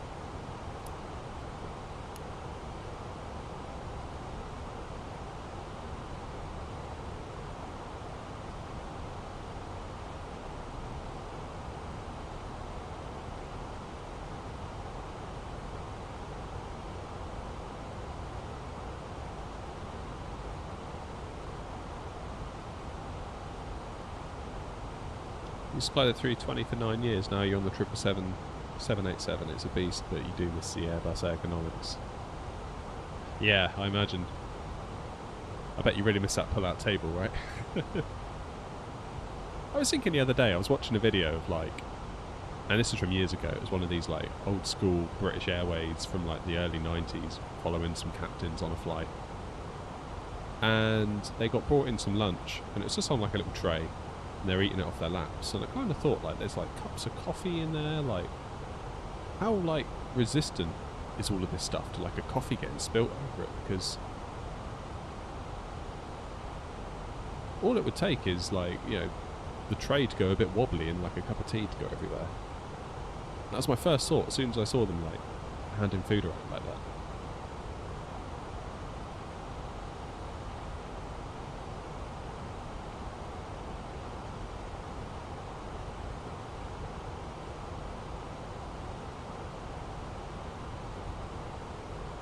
Yeah, it was just the way the flight attendant came in and literally like kind of passed the tray, which was like had a plate of food on it. It had like a cup and stuff on it.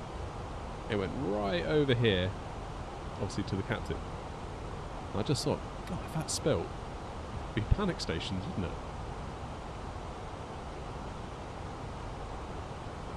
Right, I need to start paying a bit of attention now, don't I? Rather than wittering on about nonsense. 210, 190, 184, 39. Cool.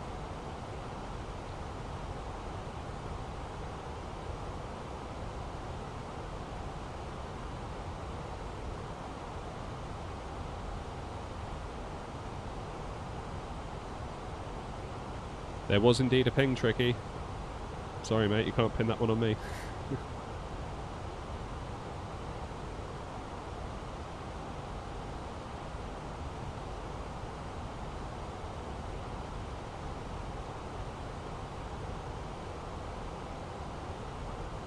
Fast liquids over the outer shoulder. Okay, that would make sense.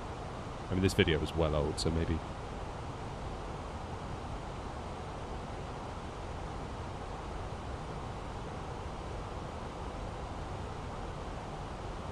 Oh, it doesn't matter, Tricky, you're here now.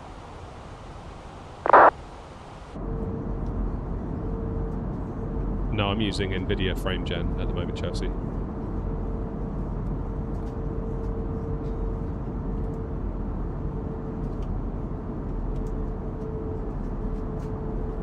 Type, I'm not sure if you're talking to me or to Marnix, but no, I don't. I'm not a pilot.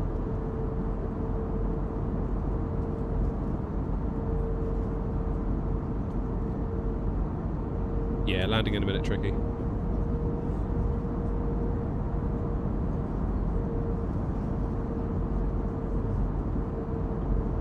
Yeah, I saw they've gone to 4x on the lossless scaling.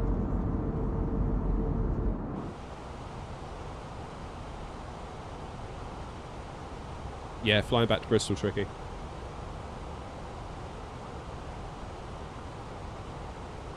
Wasp is on his way down, allegedly. He had a crash.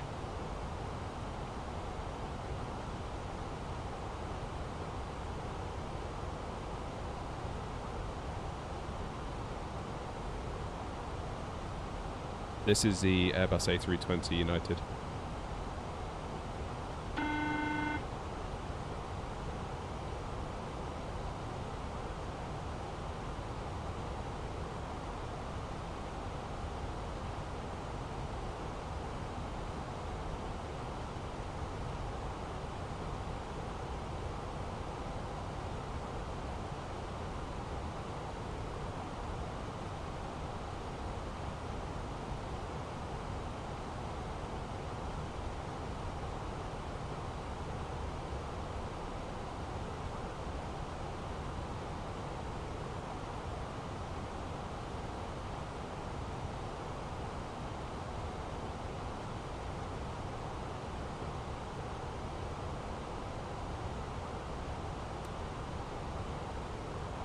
There you go, not far now.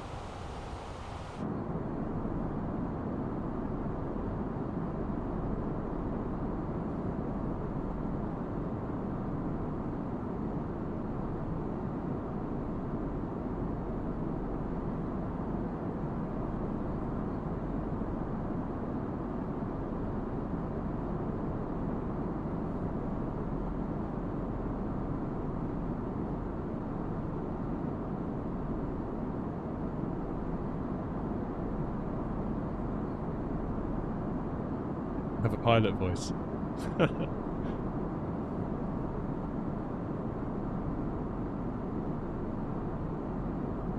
I'll keep that in mind.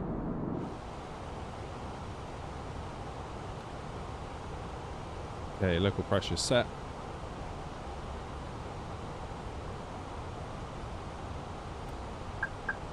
Oh, blimey. I didn't mean to do that.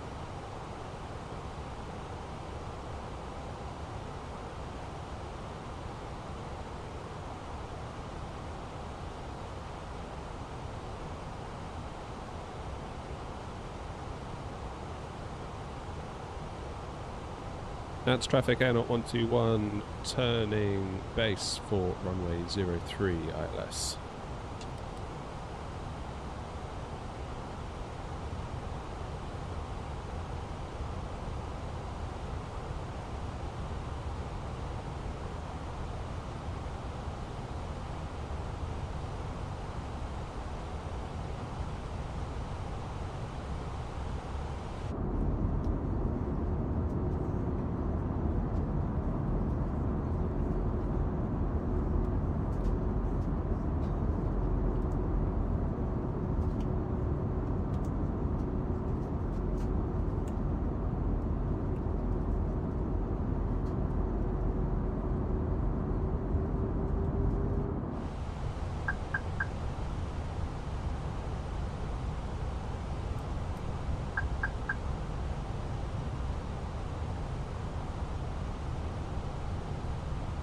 Speed 180, or 190 I should say.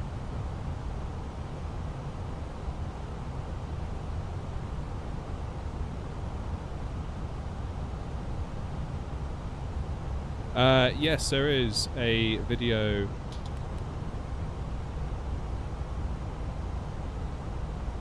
Just scroll back, it's quite a recent one, so just scroll back through, you'll find it.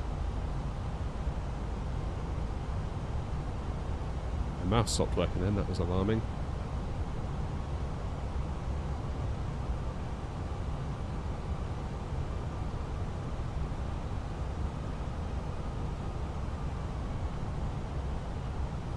Let's go speed 180.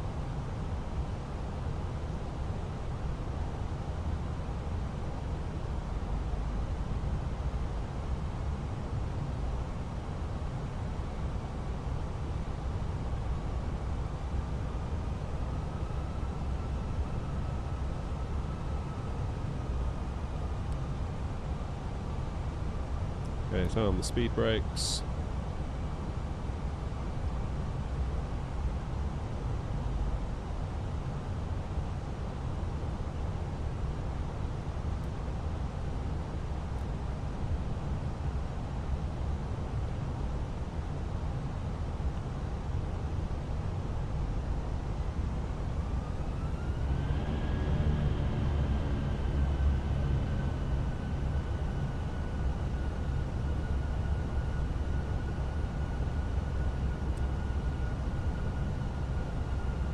So why am I getting an ILS flashing up there?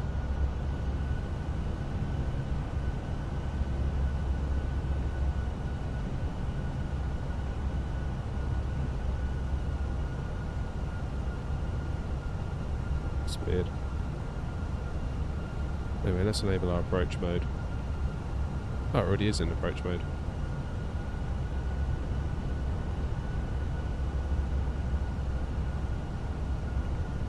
There it is. Thank you, thank you, thank you. It's been a minute since I've flown this one. It's amazing what you forget when you don't do it.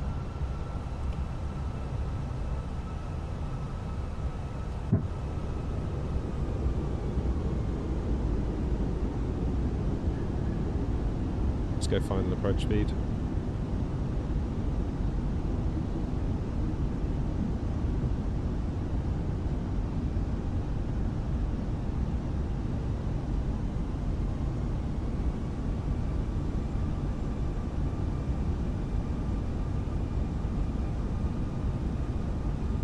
Alright, let's crank up the volume so we can hear. 2,500.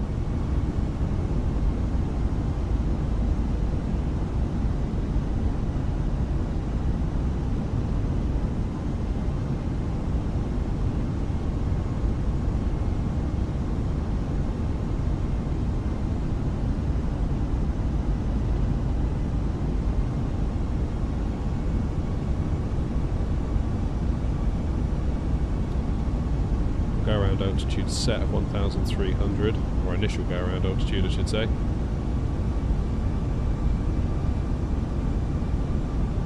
Nantes traffic, AirNOTT 121 on a 5-mile final, runway 03, Nantes traffic.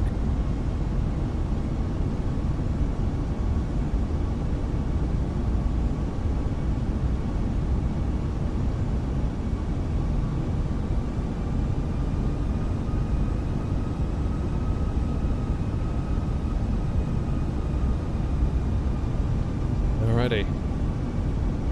It is worrying how you forget little things like that, like the LS button. I was just like, I expected that to have been done by default.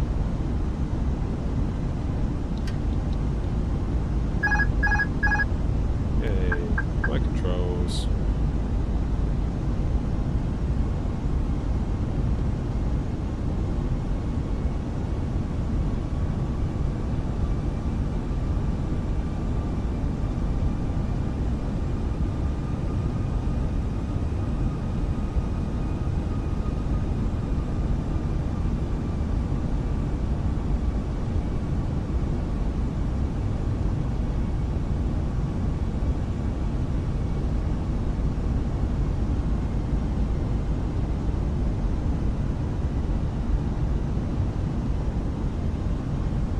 We're just running default scenery on this one, so curious to see. Well, just one lever asymmetrical then. I think I was pulling the throttles a bit. I'm going to take my hand off a bit temporarily because they're in the climb gate. I think I'm upsetting them.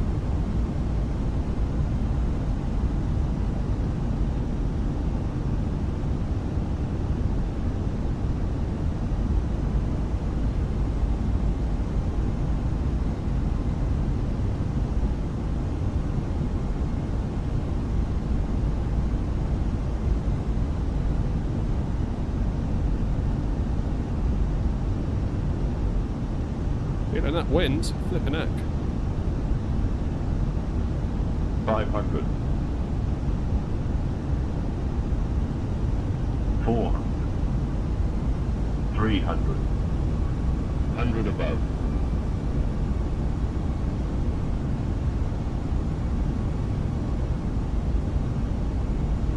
Minimum 200. Continue. 100. 50. 40. 30. 20. Retard. Down. Oh, that is lots of right rudder then. Lots of right rudder.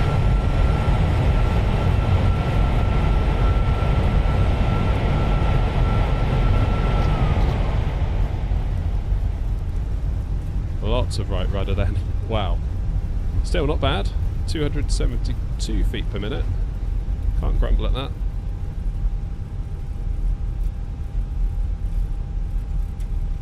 Can't grumble at that at all.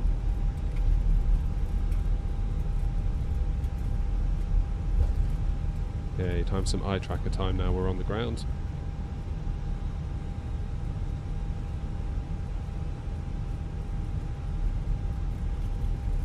Nantes traffic, AirNOTT 121, runway 03 vacated. Nantes traffic. Well, I'm not technically vacated yet, am I? So I'm not past this line, but you get the point. Tricky, is that you over there?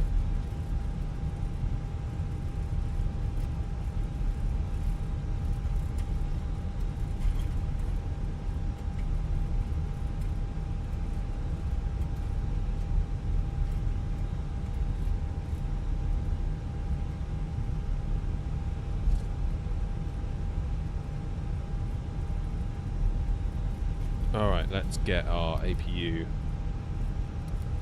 on. And then we'll try and get ourselves into a stand over here. We'll go for stand... What's this one here? 2A.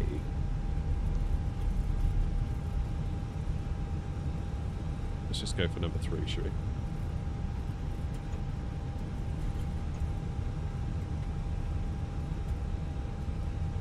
Spin ourselves in.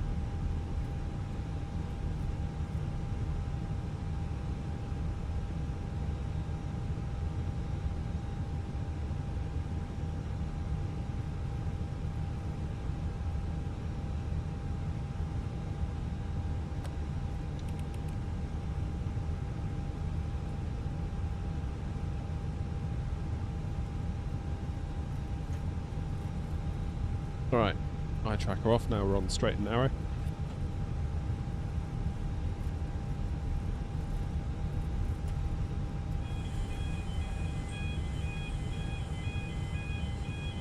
How's the parking? Not quite there, is it?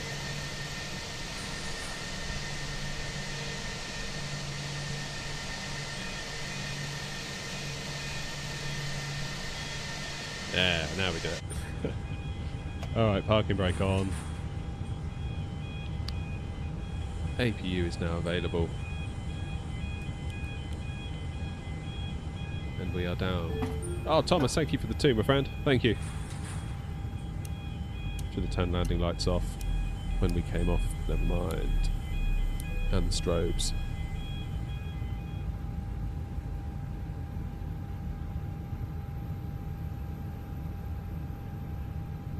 Ah, right.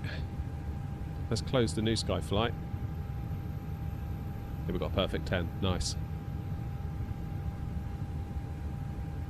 We made £8,500 for the virtual airline there, so that's not so bad, is it? Right, I'm going to get us deboarding with GSX. Boarding requested. Oh, God. Now we've got 2 jetways. Oh, man. Just like... Why did it do this?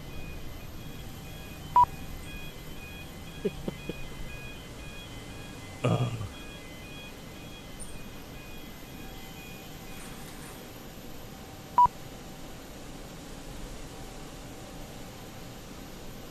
Alright.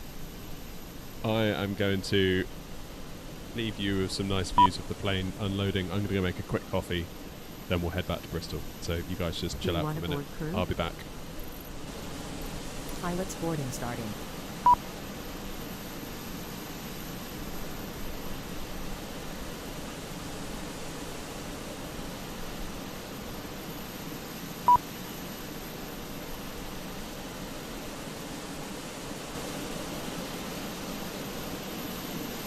Crew boarding starting.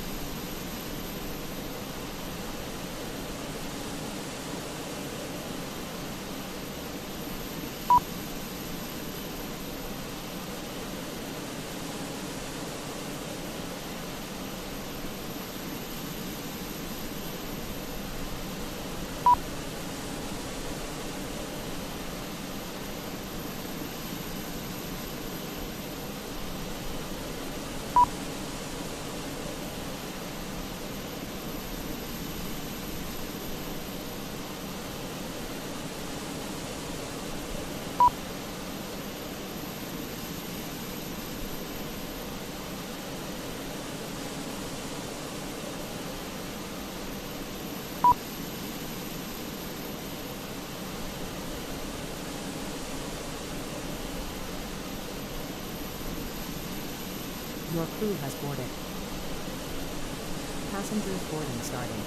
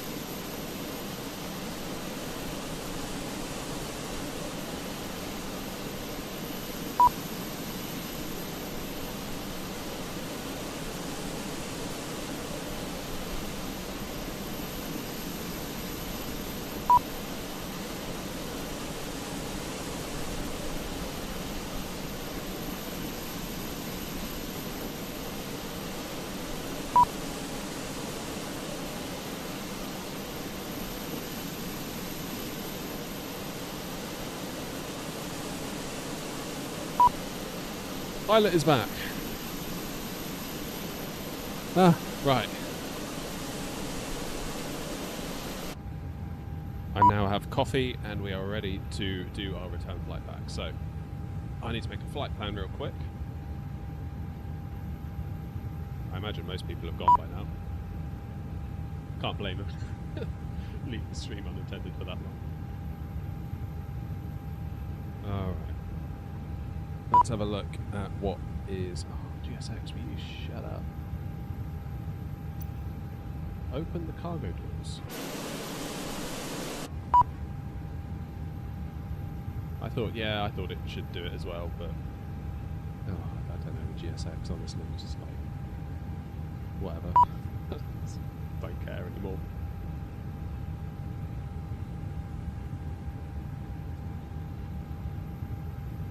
What time should we go? Wasp, how are you getting on?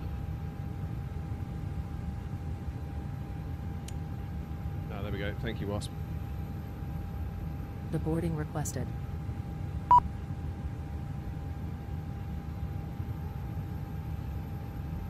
was too much in a rush for my coffee, wasn't I?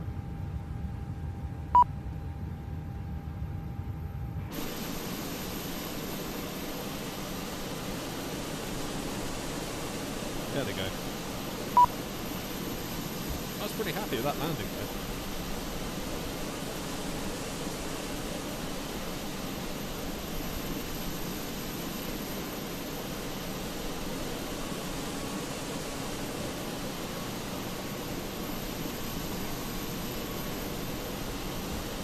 Cheers for all the tips there, Marnix. I do appreciate them. So the plan is runway 21 out of Nantes and then back in on 09 into Bristol, which means we get to deal with the Bristol bounce. So that'd be fun. I mean, to be honest, we may be half an hour on the ground here anyway, so it may work out.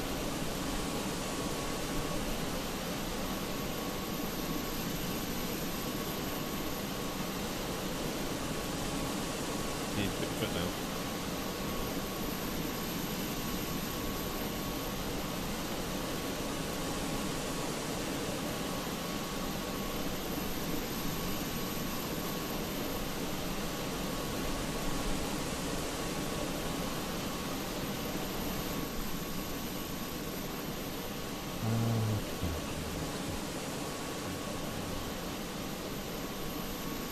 Ignore me, I'm just doing a flight on my laptop, a flight plan on Sydney.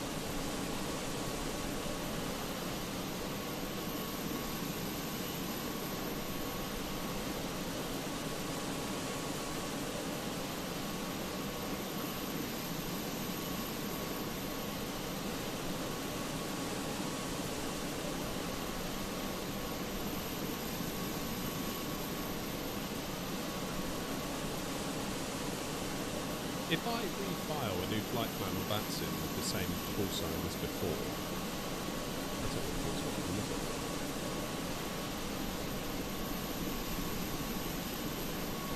Well, we'll find out.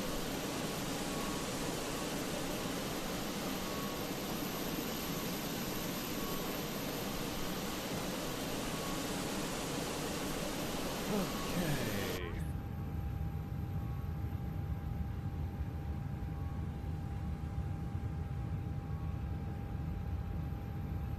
Should I turn fuel pumps off if we're going to be refueling? Probably should, right?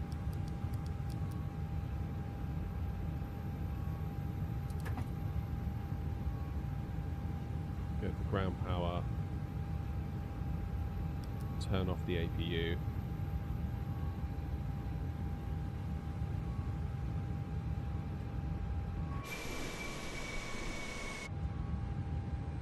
Jolly good.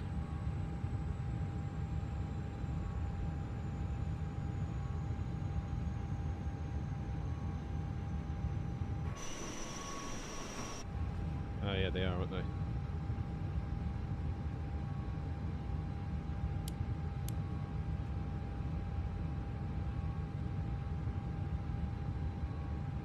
can leave on and do the APU. Oh, okay. Well, turn it back on. Right, what am I doing? Let's get the new flight plan in. Import next flight. you go. LFRS back to EGGD, that's good. Let's load the aircraft with GSX.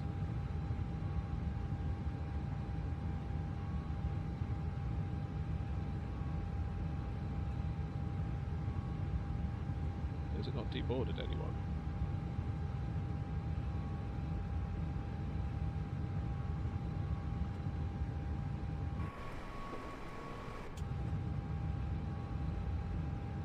What is it doing?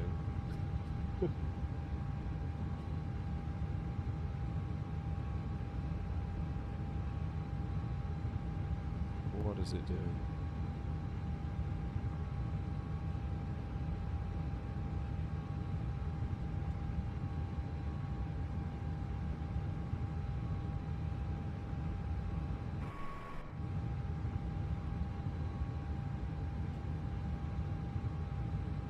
Let's try again.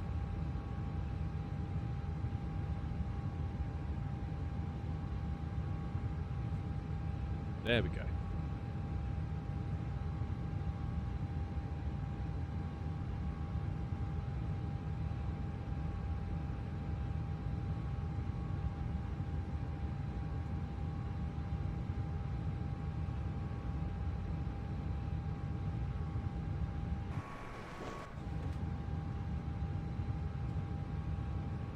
Alright, we're getting there. Good.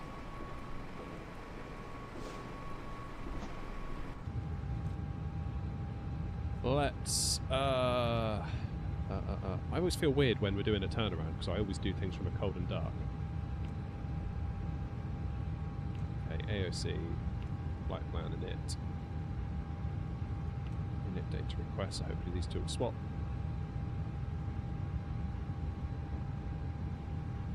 Yes, they have, that's good. Into init, init request.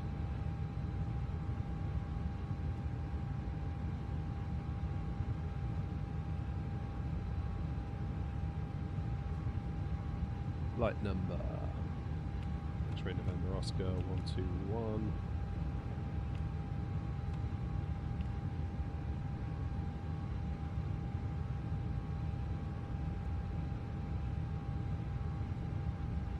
Flight level 300. Cost index of 18.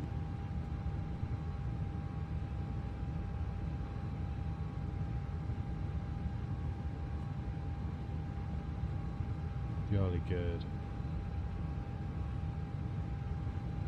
What didn't you know, Matthew?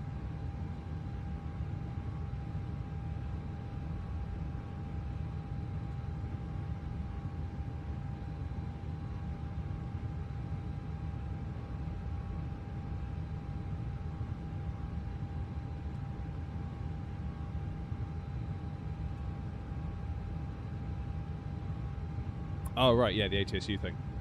Yeah, yeah. Gotcha. You know, if we're lucky, we might get to see Wasp land. No pressure, Wasp.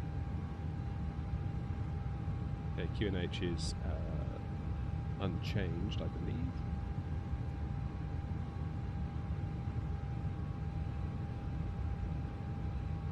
Yeah, 1015.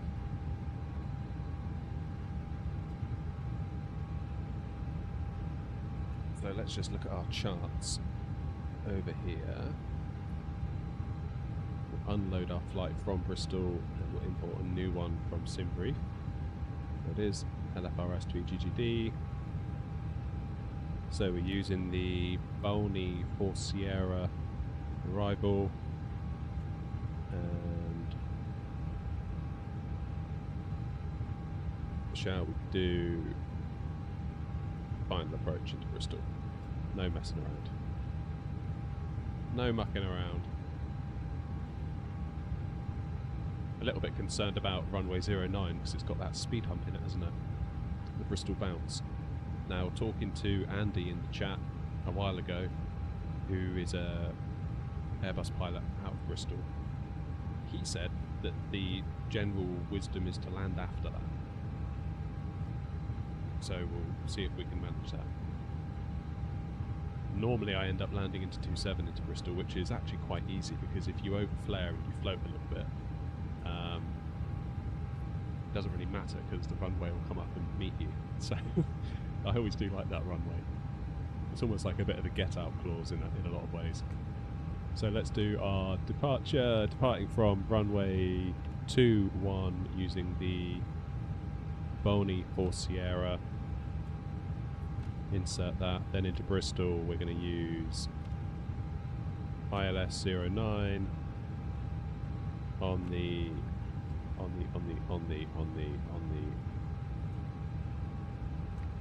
that one. And no buyers. Insert.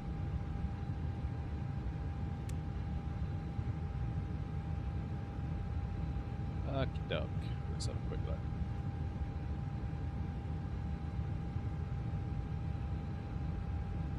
Click through. That's all looking good.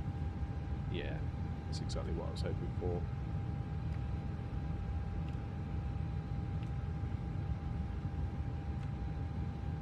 Tricky, are you on the ground here at Nantes? Is that you over there? I can see a FedEx tail. That's got Tricky written all over it.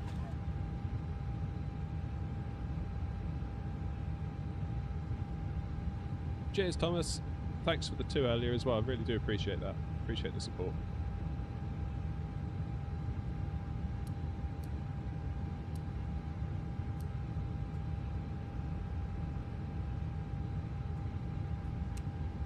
Good, so the route looks good.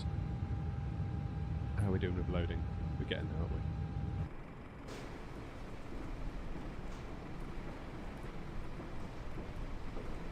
Not entirely sure what GSX is up to, mine, but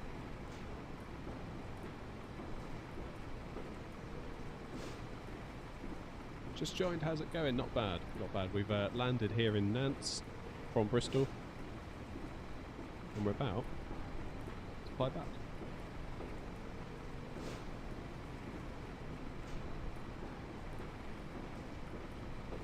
No, not the A320neo. It's the A320ceo from Phoenix.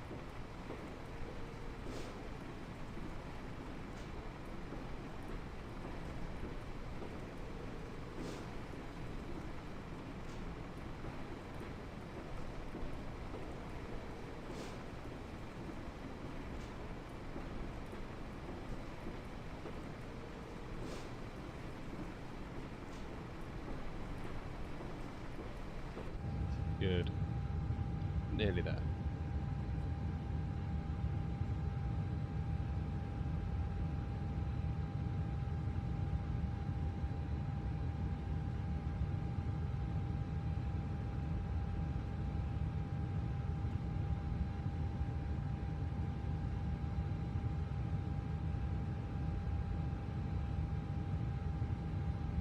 Wasp isn't far out. I'm tracking your Wasp. See you yet? Probably not.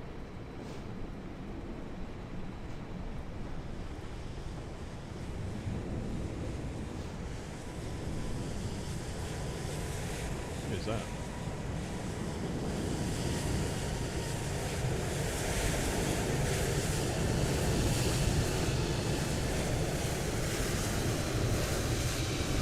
It's awful low.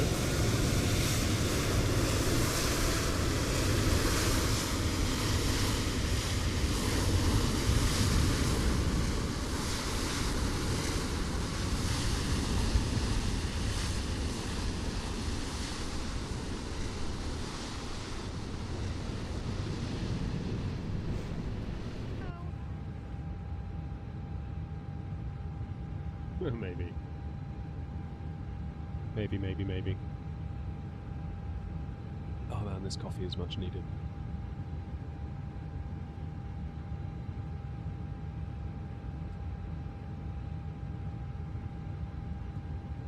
Now, is it me or is the cargo stop loading?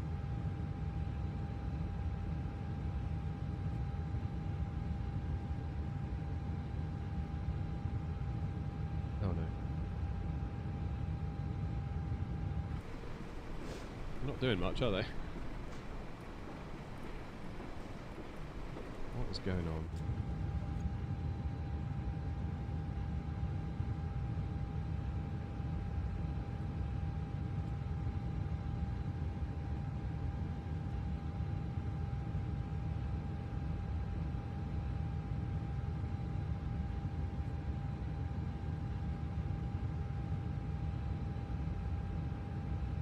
Are they busy with you, Tricky, are they? Oh, I'm getting fed up with this.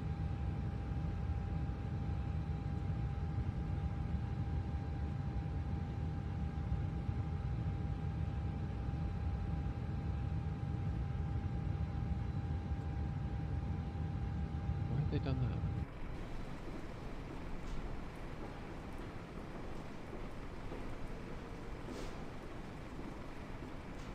Yeah, you're not wrong. It is a bit of a mess, isn't it?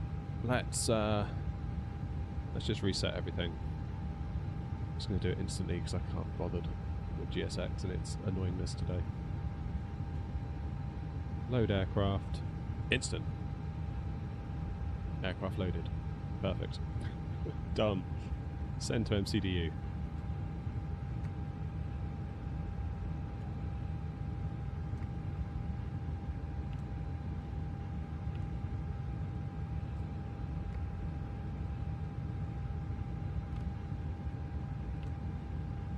There we go, that's gone to init page B. That's good. Oh, love GSX.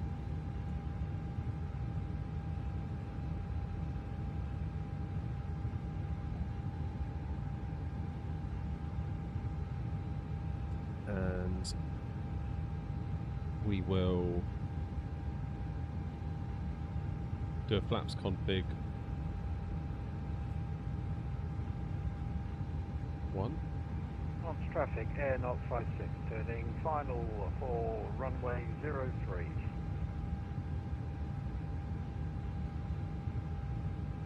There he is. We're watching. Intently.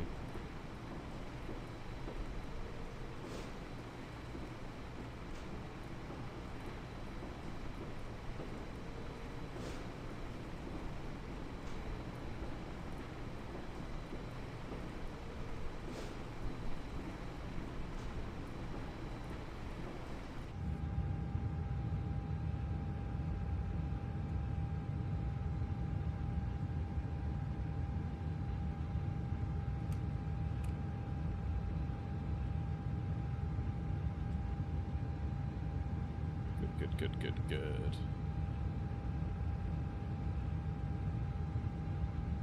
Right, let's send that to the MCDU.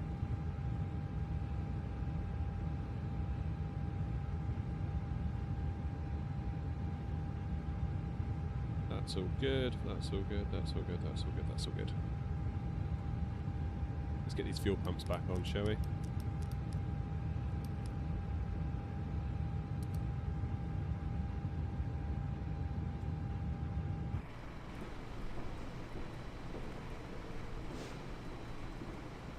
Can't see him.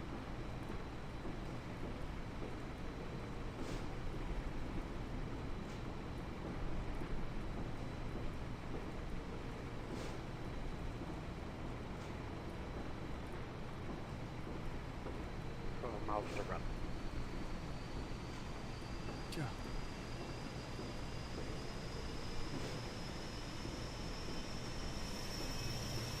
Need my APU starting.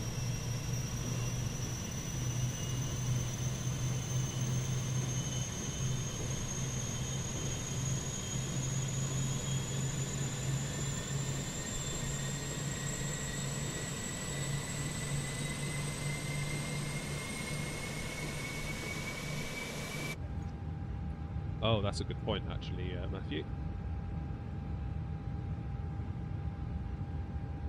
Because I need to import the new flight plan. There you go. Hopefully that's better now. That'll also mean the map will work too. Nantes traffic, AirNOTT 56, ILS runway 03, 10 miles to run.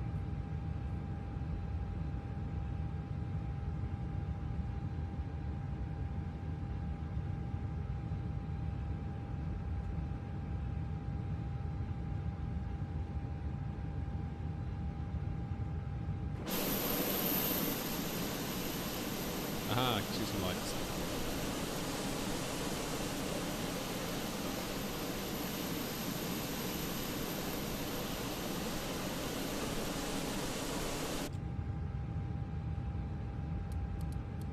Jolly good.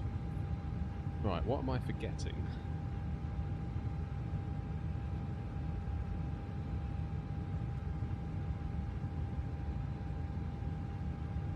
I feel like we're maybe forgetting a couple of things. So I figured on the way out we'd do flaps 1, because I don't really feel like that flaps 3 was particularly useful on the way out.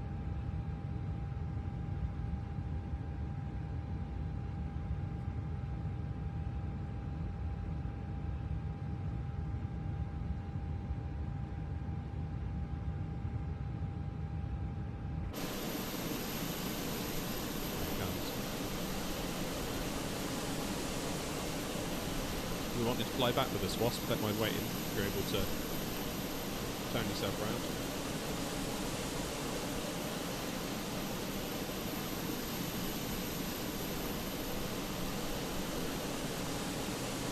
You do notice it, don't you, at the default airports? I mean, this is not the same, is it? Like,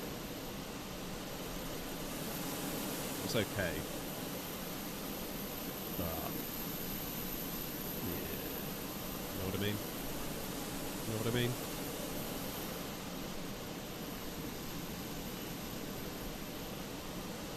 Not quite the same.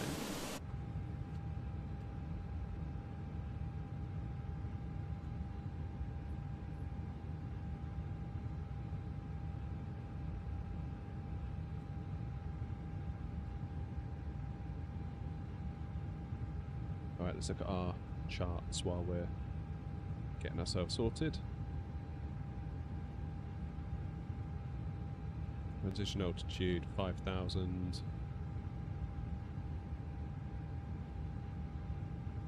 Doesn't seem to be any altitude restrictions. 2 miles to run.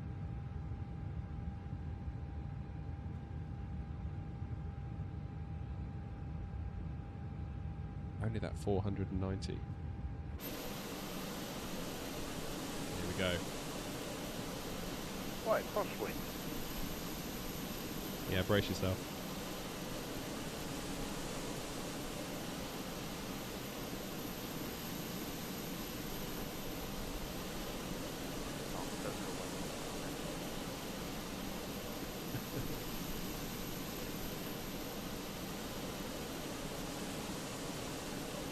Here we go.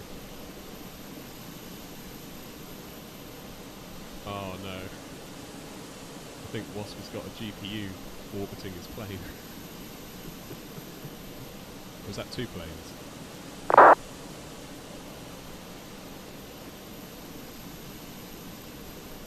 What on earth is going on here? Why are there 2 planes? Wasp, I think you're being followed.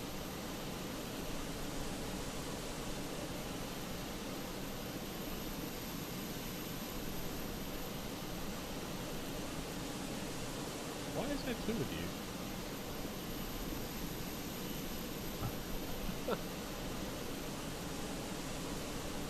That's weird. That's a new one.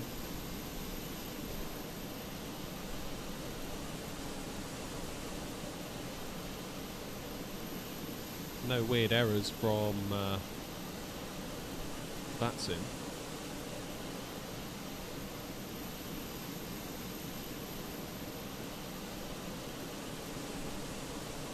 Oh, you made it, Wasp. That's the main thing.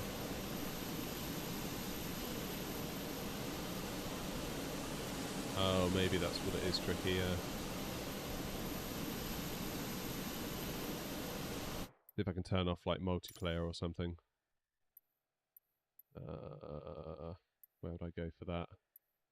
Traffic.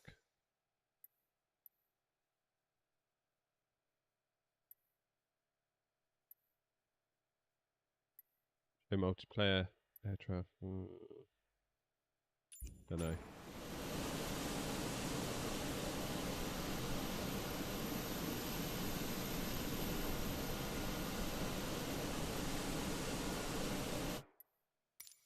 Groups only.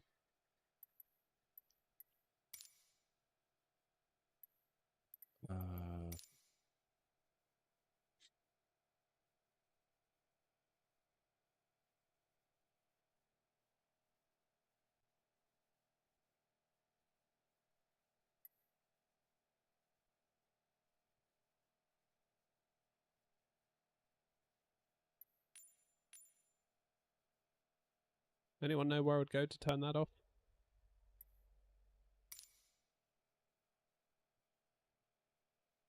Multiplayer. Off. Try that.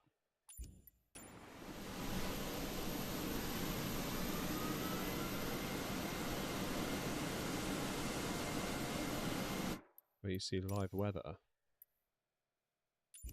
Oh, like up here you mean?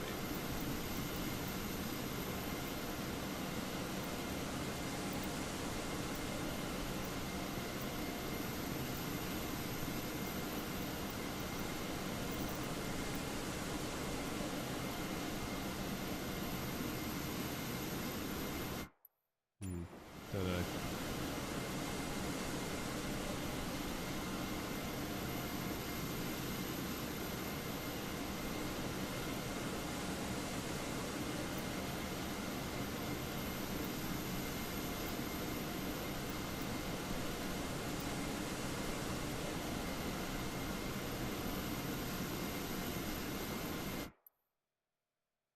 Oh, can't do it.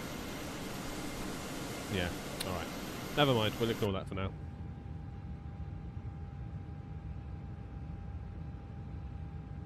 In main menu, but not general options. Alright, well, we'll look at that when the time is right. Wasp, do you need a minute to get turned around?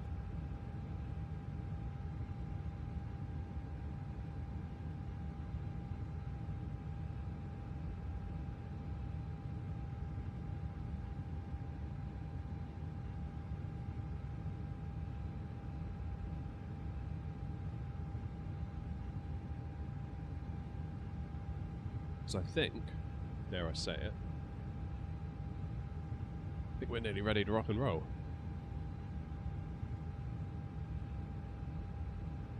Can we just leave the strobe on auto the whole time then?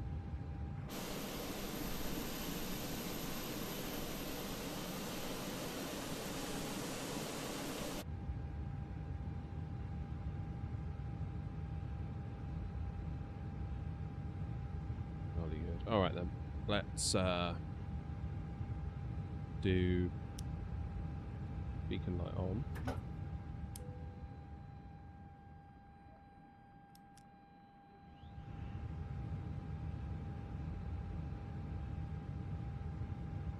What are my PC specs? So I've got a 5800 X3D, 4080 Super, 32 gig of DDR4, 3600 CL16 memory.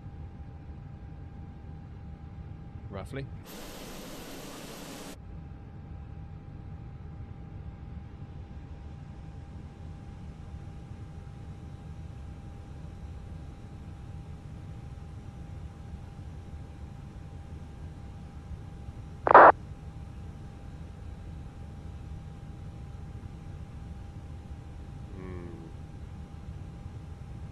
Come on, GSX. Do something. Oh, it's totally freaking out, isn't it? Oh, God. Yeah, I try and open it, it just closes. Okay. I will do a pushback from here then.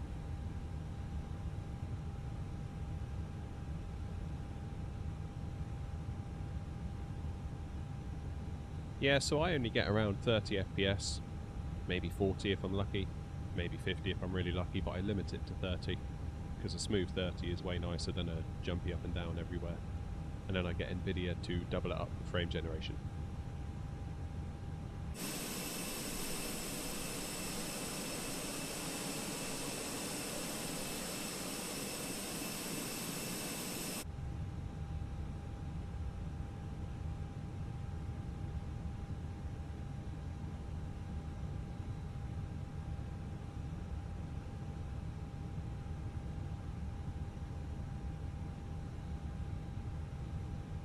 That's traffic, AirNOTT 121 at stand 3, pushing back, facing north. That's traffic.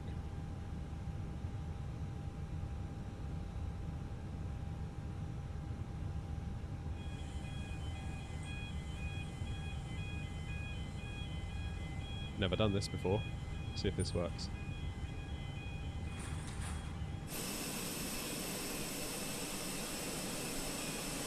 I wonder if GSX is going to like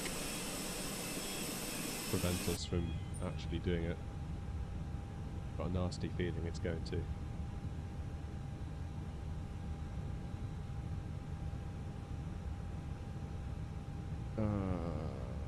You may be CPU limited, future. Not a lot is happening here, is it? How can I restart GSX?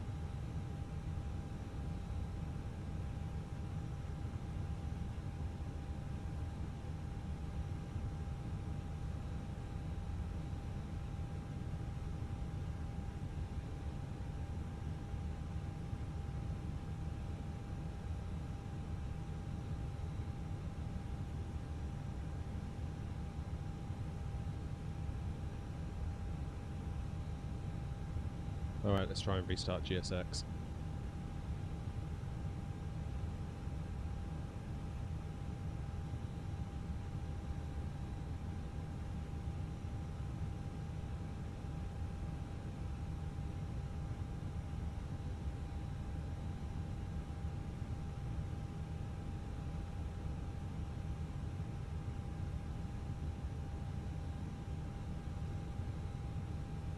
Yeah, I'm beginning to wonder the same, Ethan.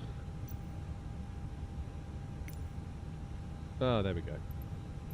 Right, disconnect the tug. Prepare for pushback and departure. That's such a pain, isn't it?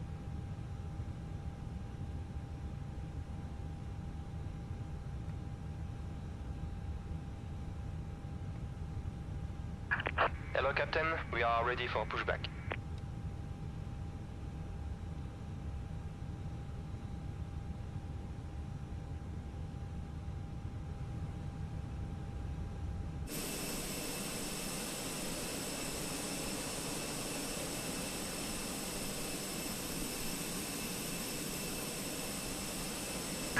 Departure check completed. Bypass pin inserted.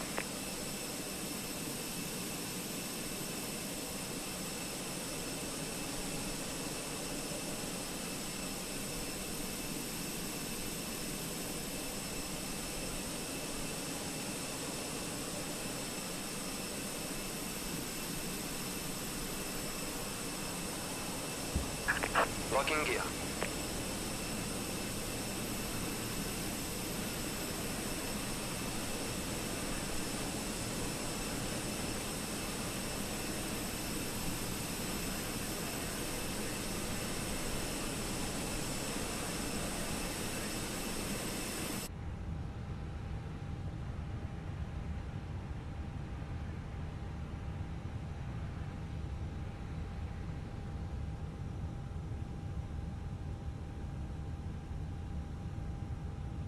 Here we go, nose right, tail, no wait, we want nose left, tail right, don't we? Release parking brakes. Commencing push. Alright, let's All go. engines clear. Start at will. Finally. Brilliant. Love to see it. You're right, 2020. Or RS, I think I'll call you for short.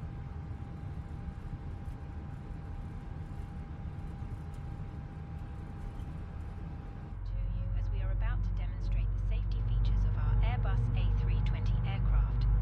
Thank you.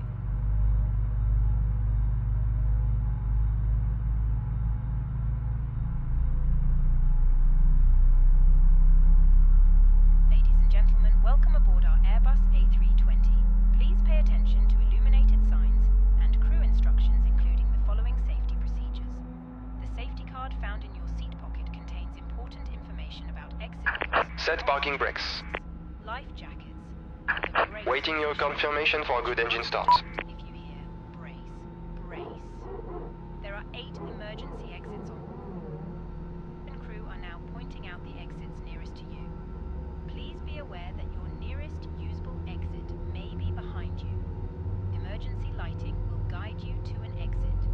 In an emergency, leave all baggage on board. Your seatbelt is fastened, adjusted, and released as shown.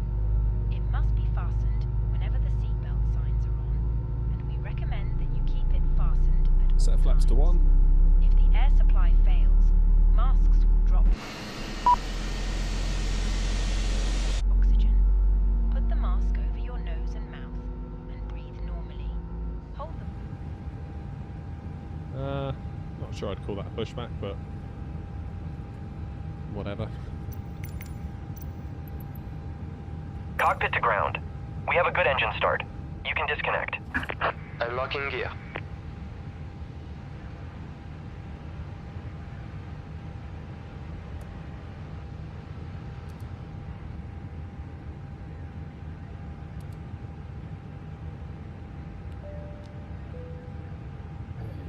Bleed is ready to come off.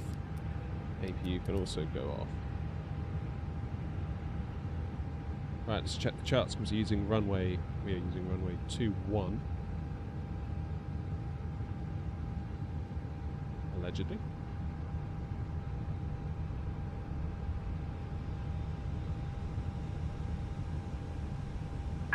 Tow track disconnected, bypass pin removed. Just Left have a is little- clear, right is clear. Little look.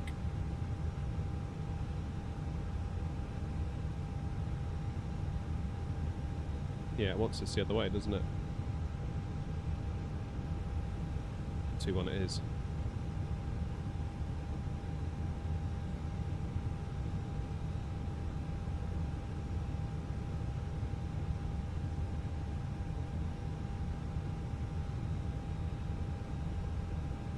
Nantes traffic AirNOTT 121, taxiing to runway 21 via Romeo Delta, Romeo 4, Romeo 5, and Foxtrot. Nantes traffic.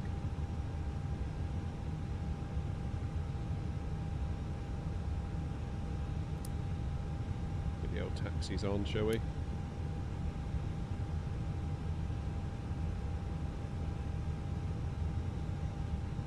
And what else am I forgetting? I don't think I'm forgetting anything.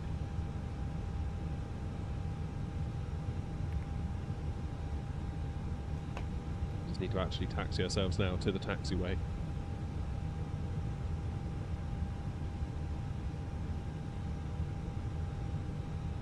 Try and watch the paintwork on Wasp's plane.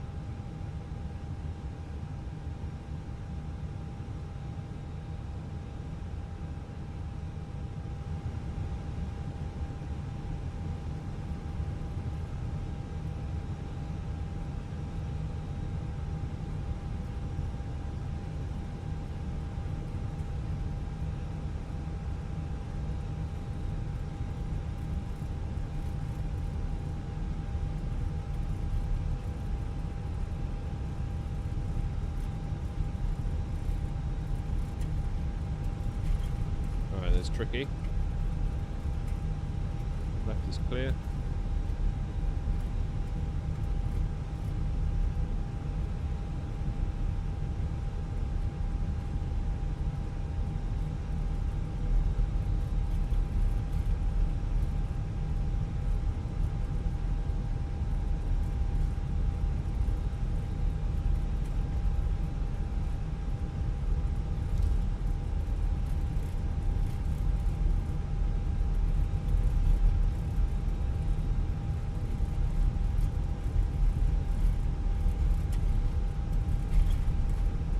Oops. Not looking where I'm going, looking at my other monitor. Oh, that's silly of me.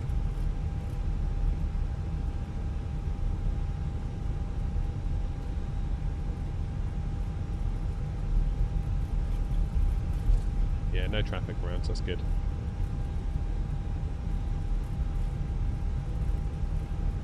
Michael, how you doing?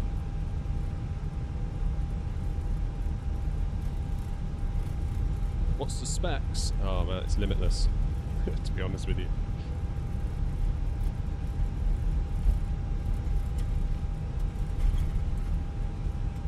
I'm on a 5800X3D and a 4080 Super.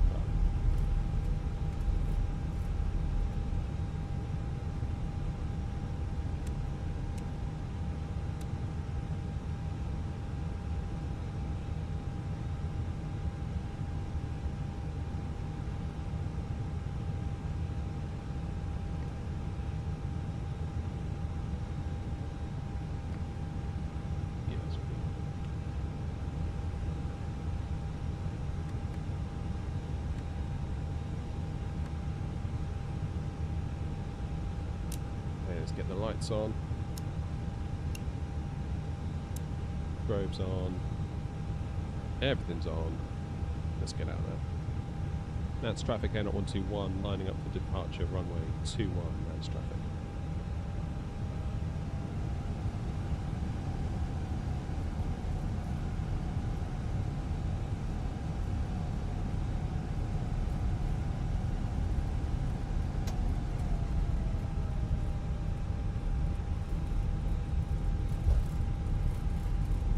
Yes, Michael, this is VATSIM. Albeit no ATC online currently.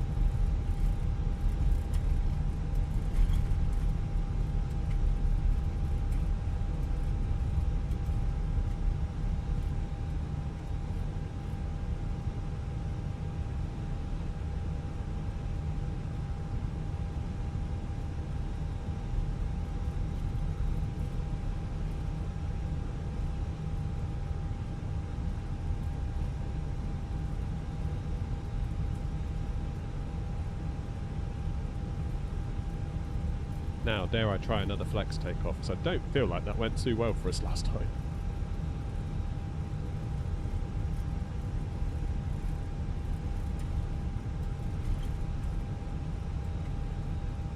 Yeah, there's no ATC online at the moment, so we're just on Unicom, which basically means we fend for ourselves. Tricky and Wasp are pushing back, that's good. I'll get gone now, guys, give you guys a bit of separation.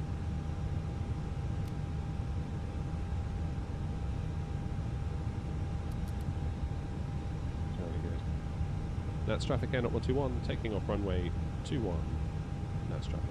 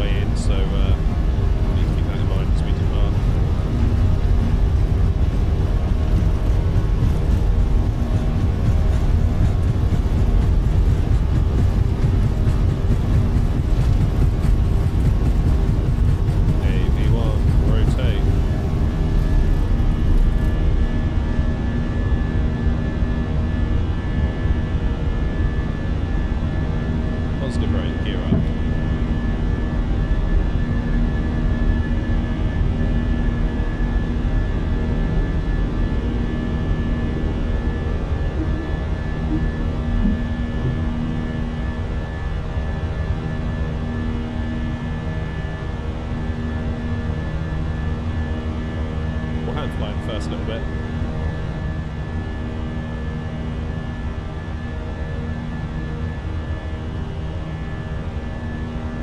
We're flexing it today.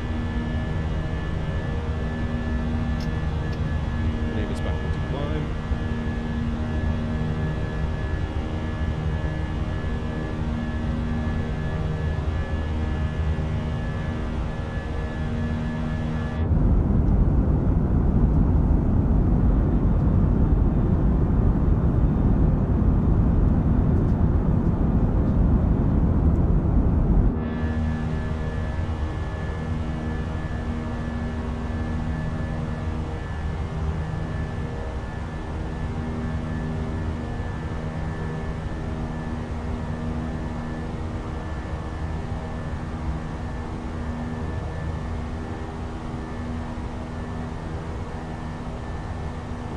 Nantes traffic, AirNOTT 121 airborne, 2,000 feet.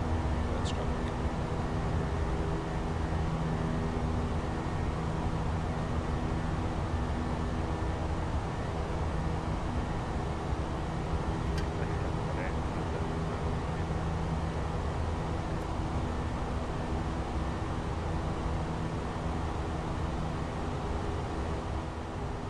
There we go, get the volume down now, we've done the takeoff. TikTok mode, yeah. If only they allowed us to do what TikTok does and have it so that you switch to the actual horizontal screen when you turn your phone or whatever, that'd be cool. Or if it detects your desktop device. That'd be the play.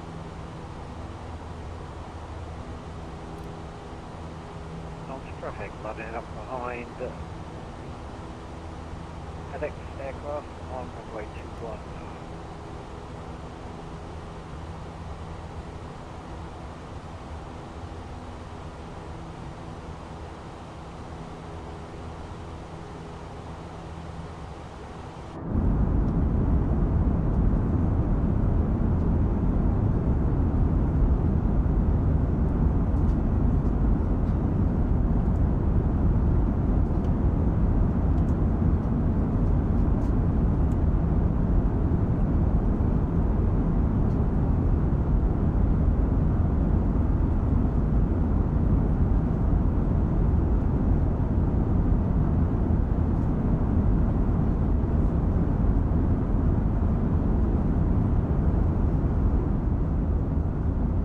Which airline, Michael? We are in our own airline today.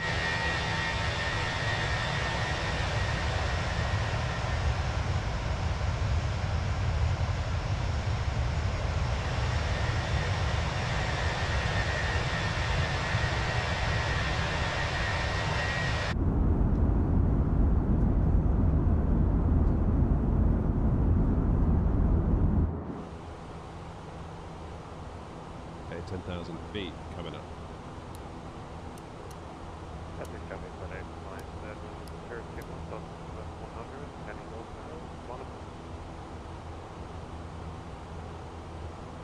Traffic starting runway 21. That's cool, Cyril. That's cool.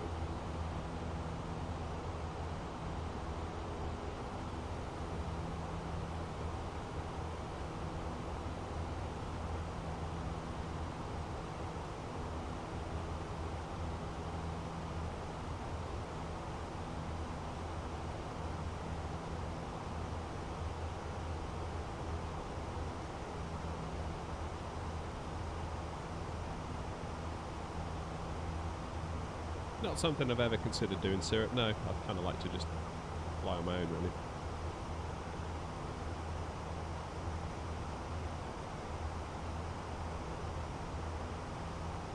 Edmo, at the moment I use the Logitech ones. I think they're about £100-ish. They're okay.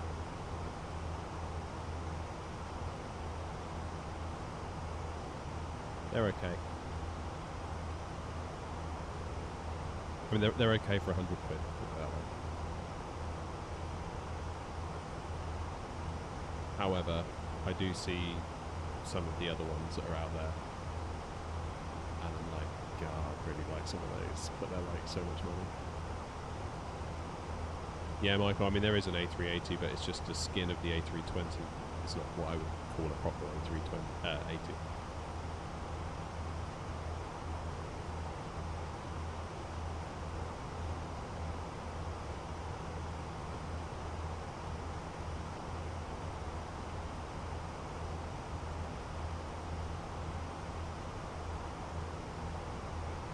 Traffic AirNOTT passing Alpha Airborne parking 2793.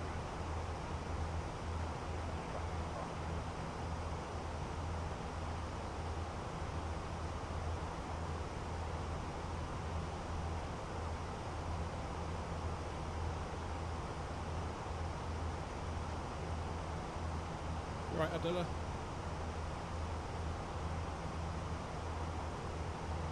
What about Aaron Rains? What about Aaron Rains?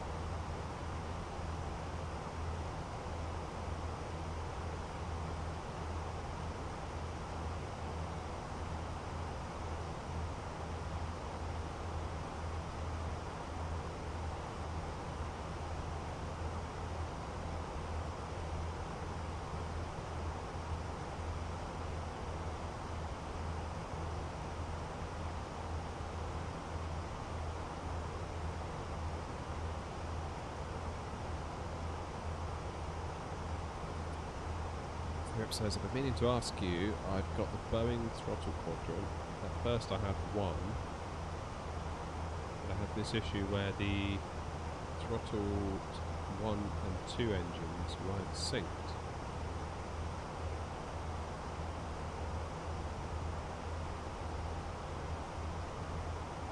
So I occasionally get it where like one lever will be in the climb gate and one won't if I accidentally sort of push one a bit further forward. But what I can do is if we go to menu, config, controls config, you can increase the null zone.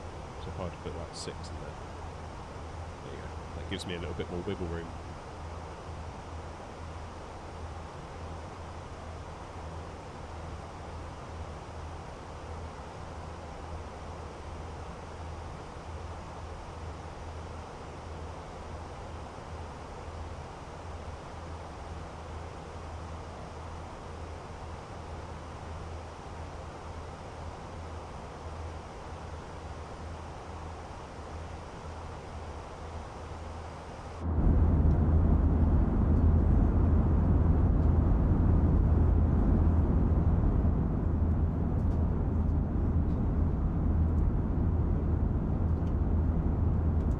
Sim's looking good today, huh?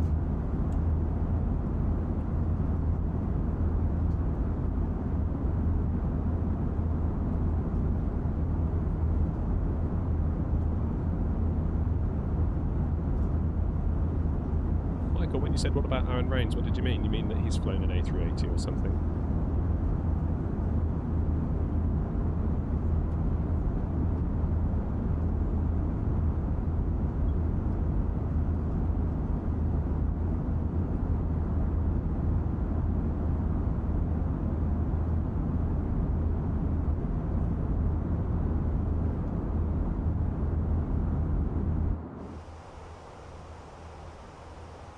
Let the passengers out for a bit.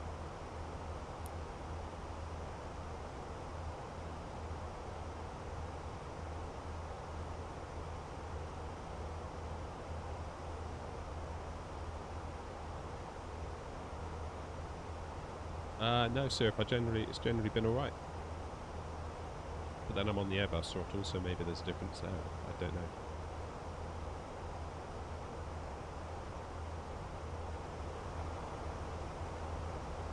Who knows?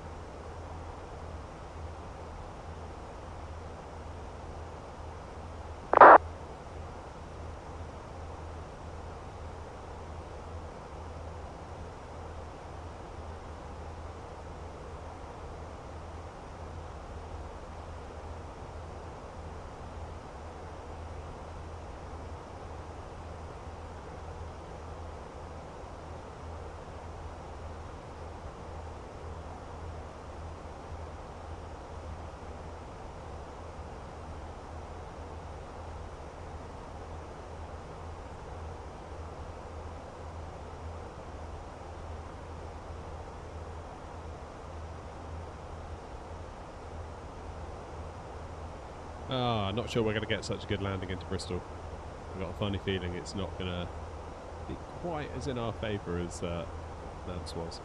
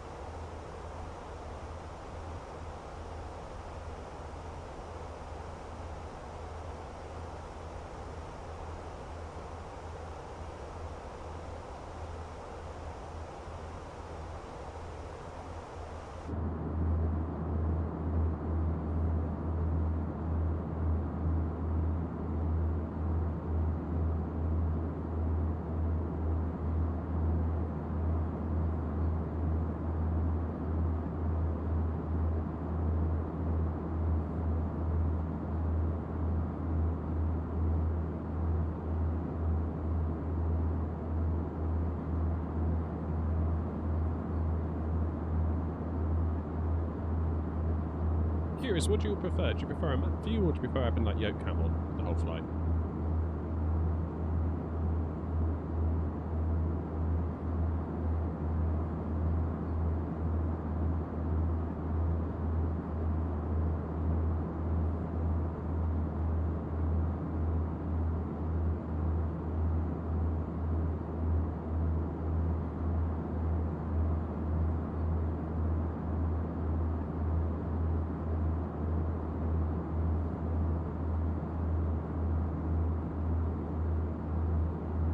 Hey, do Seb.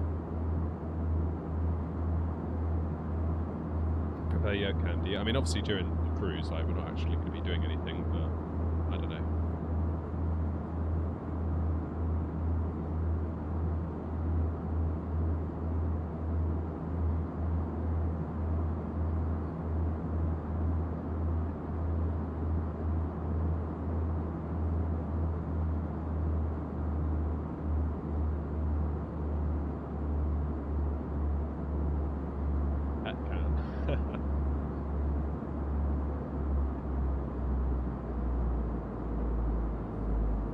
Oh, damn it, Waspy, I did the same now you say that.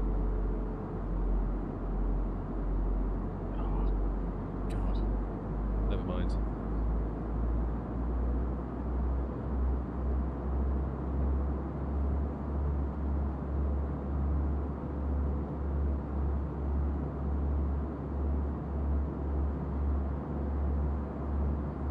Never mind.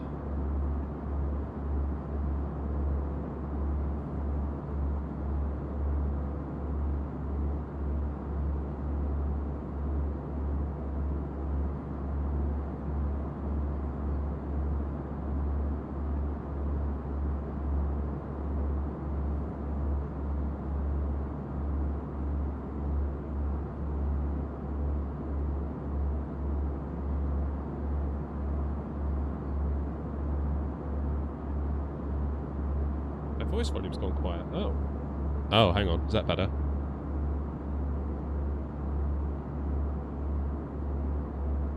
I accidentally had my mic fader down a bit. Godwin, welcome. Thanks for joining us.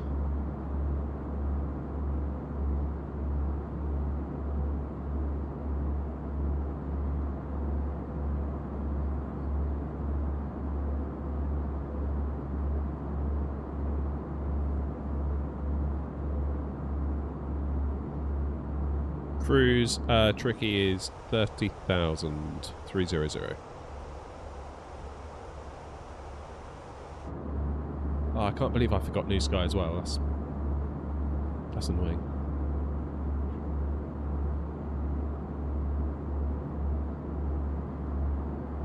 I'll tell you what, if we get 2 good landings, because I don't want to brag, but I kind of feel like that one into Nantes was pretty good by my standards, and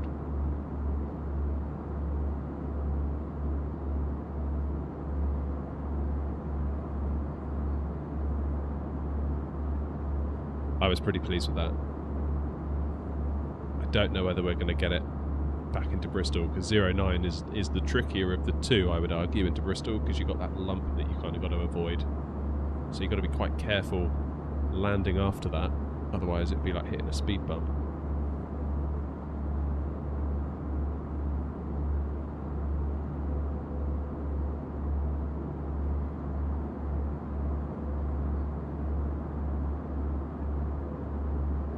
Like I say, Andy, who's in the stream sometimes, he flies out of, he said he flies out of Bristol in real life, or flies in and out of it. I don't know if he's based there or not. He says in general you try to land after the bump. So we'll try and do that. I'm not sure where the touchdown markers are relative to that bump. I think probably they're on it, if memory serves, but I could be wrong. But all of this depends on me having an awful lot of control over the plane, which in the Phoenix is sometimes something I lack.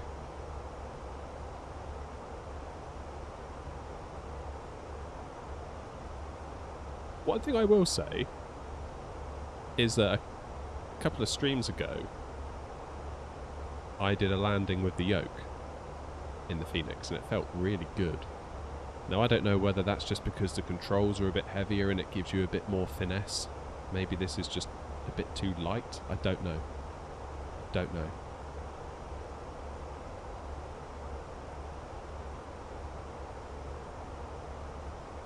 Are the touchdown markers on the lump wasp? Do you remember?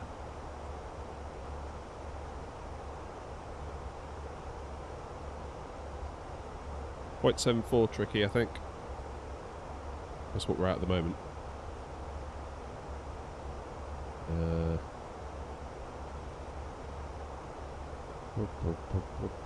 Where do I go?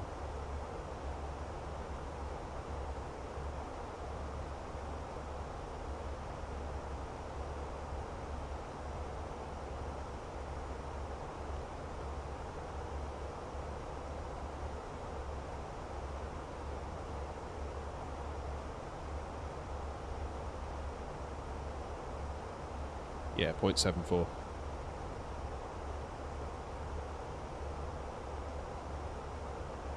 Right, Proto. How you doing?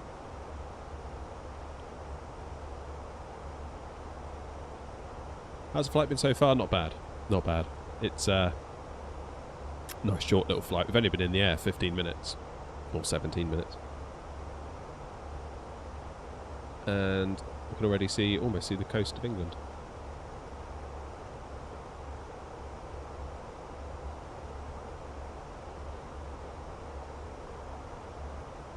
Has it changed, Tricky, to 2.7?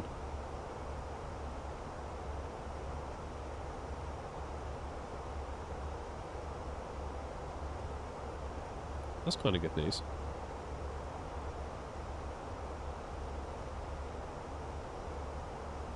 Let's swap it out then.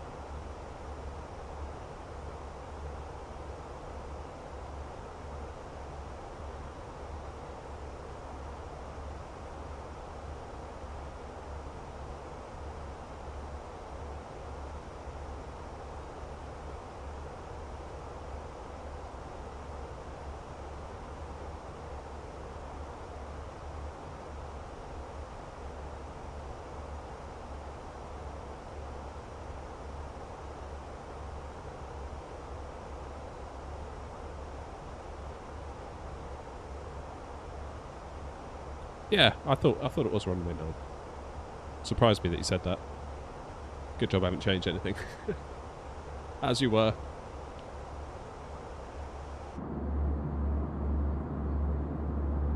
Is that Jersey down there? I think it is, isn't it? Where's Jersey Airport? That'll be it.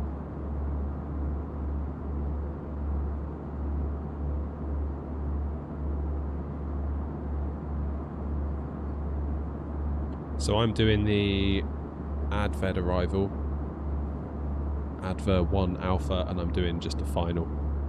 I'll show you my charts. That's the plan.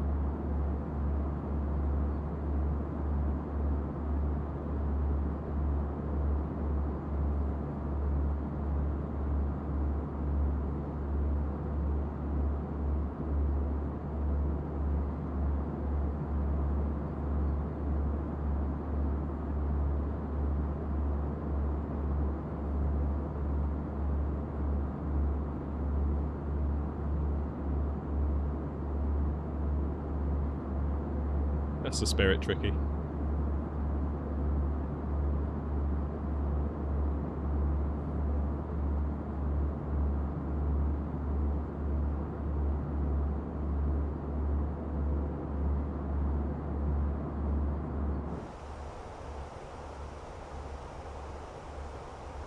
Enter destination data. Comes around quick, doesn't it, on these short little hops? Certainly comes around quick. Arrival, Bristol 09, METAR 101 at 8, or 010 at 8 I should say.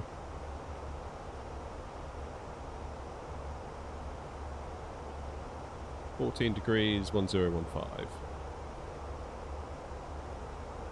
Oops.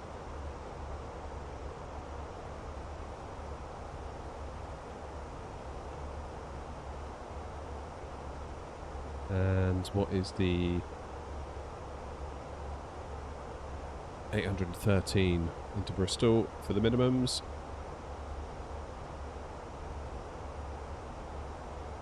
(132) and 137 +5 for landing. Happy days. That'll do us.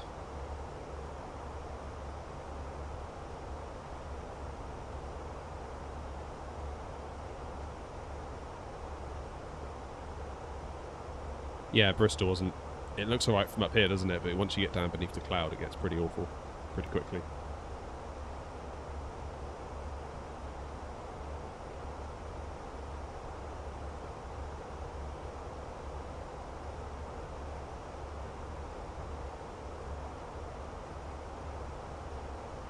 Can't quite see the coast, although I imagine that cloud is probably a good indicator that it's coming up.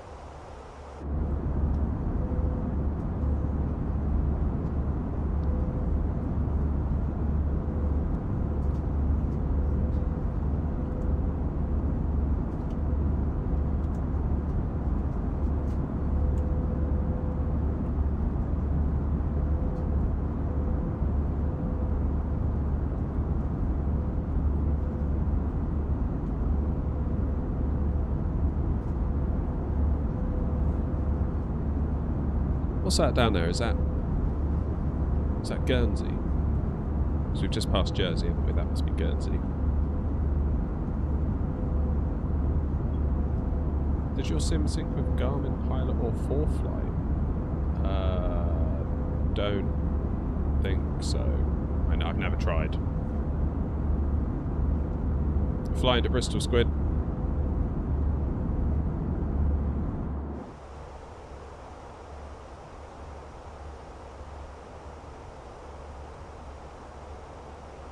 Not long to go now. It's quite a short flight from France. In fact, top of descent probably isn't going to be that far off, is it? Yeah, about 50 miles, 45 miles. What's the plan for that?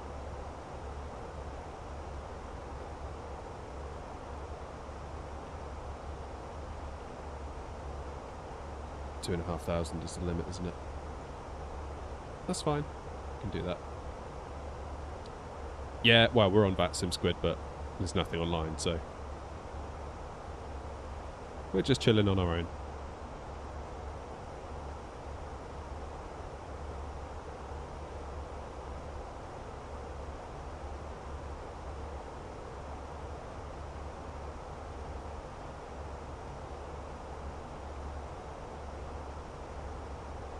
I can always speed up, Wasp, if you want.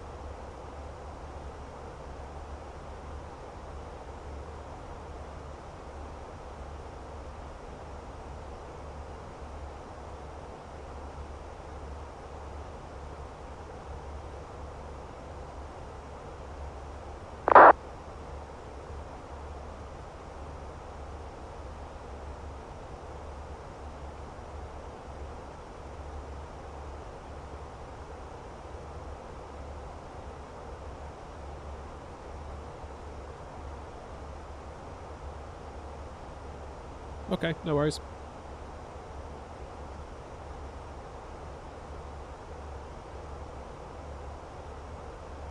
Oh, so it was Guernsey then. I always get confused.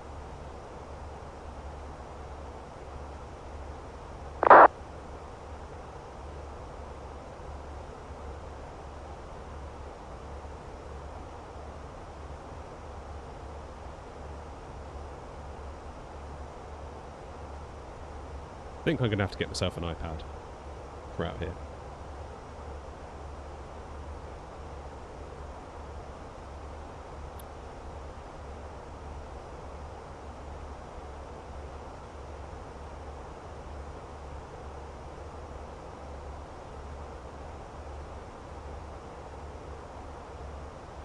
My call sign Godwin today is, well, it usually is the same one all the time. AirNOTT 121. There we are.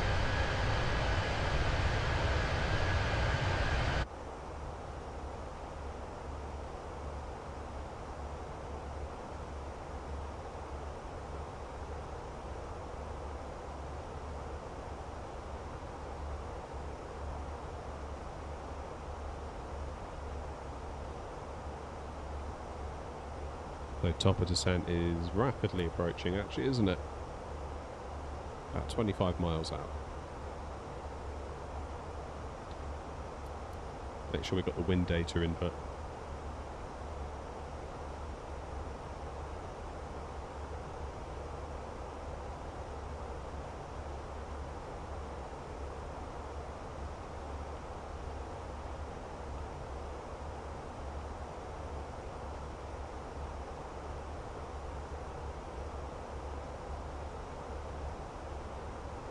There we go, wind data is in.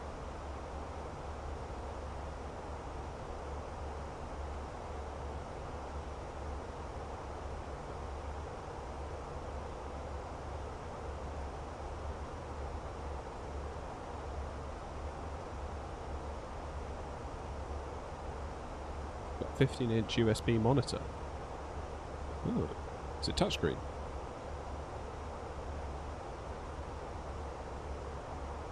Here's the coast.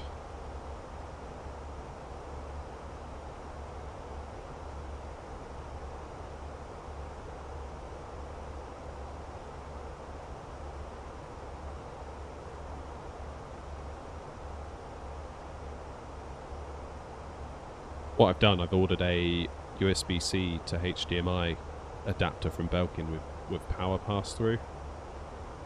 Because I saw it on Amazon Warehouse. It should be like 40 quid normally, and it was going for like 11, so I quickly bought it. So if I do end up with a USB-C iPad or whatever, I can then get the whole output of the iPad screen and get that thrown into a streaming PC, so you can all see what I'm doing on the iPad in real time. That's the idea anyway. How well it's going to work remains to be seen.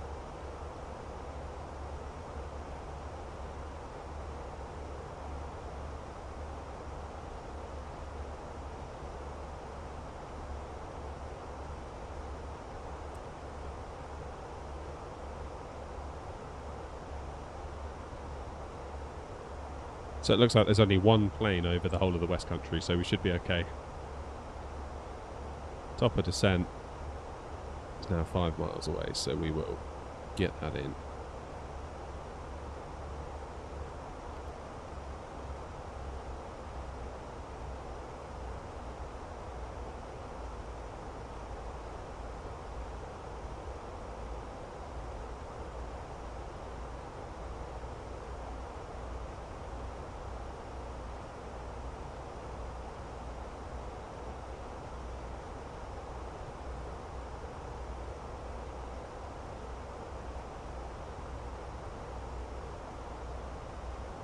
There we go, down we go.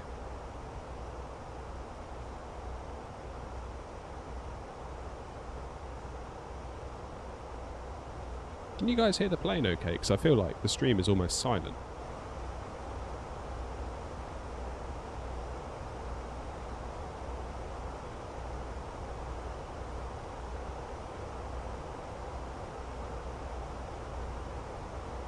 Speed at the transition.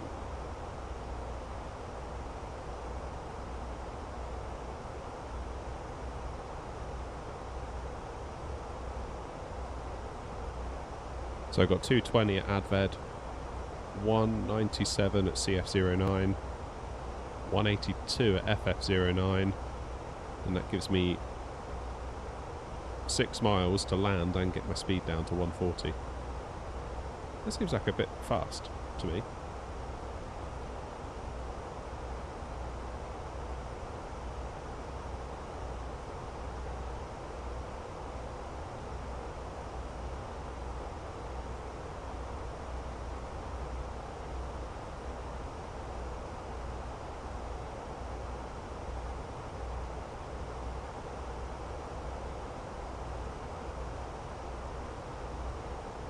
Hey, William.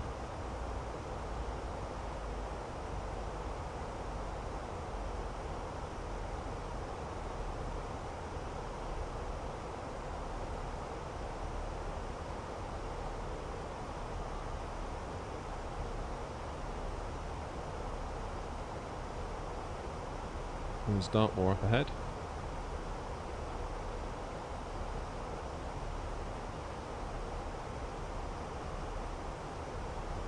That'd be Dartmoor. Would that be Bodmin over there?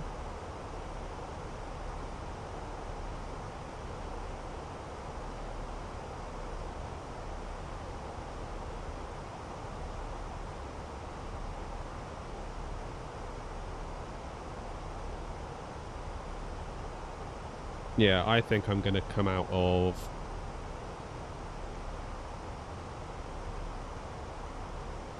I mean, ideally I want to be at 160 by FF09.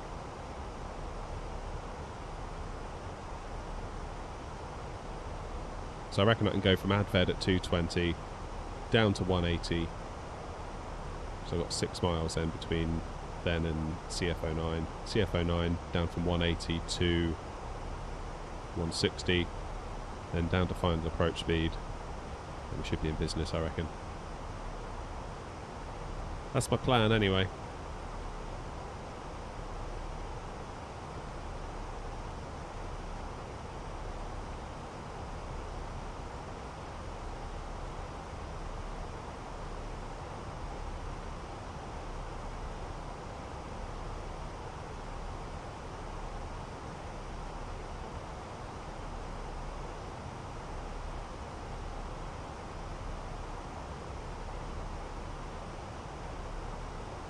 I'll start slowing down after Adved. Tricky. I'll follow the plane until Adved. So I'll be at 220 at Adved and 250 at Exmoor. Okay.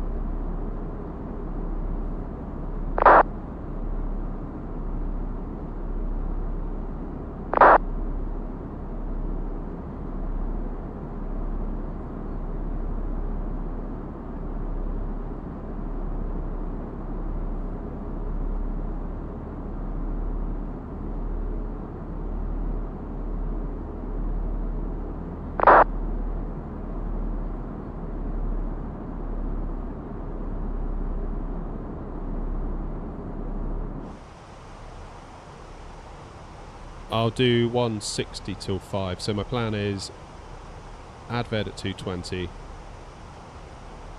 Then I'll be at 180 by CF09, 160 FF09.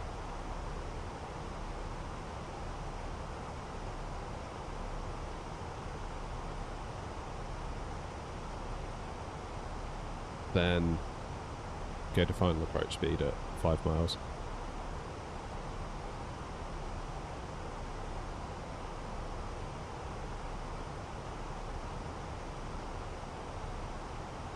But yeah, I want to be at 160 by FF09 ideally.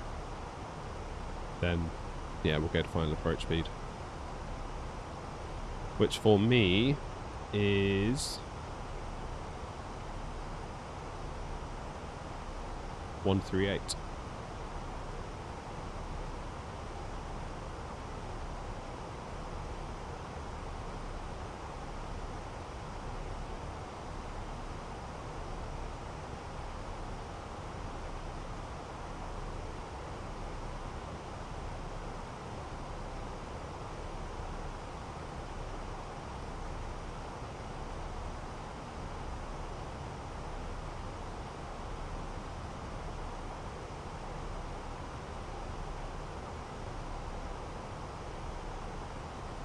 Try a flaps 3 config landing and find you have more control. Really?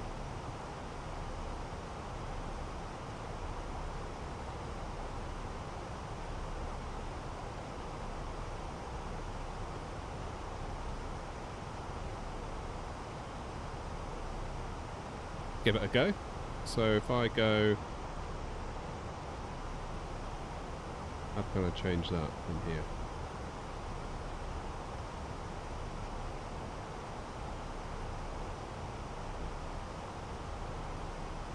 Is there a way to change that?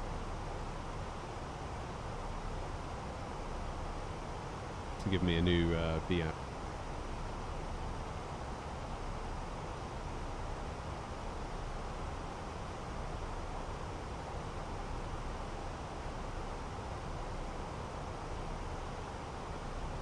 On for 3.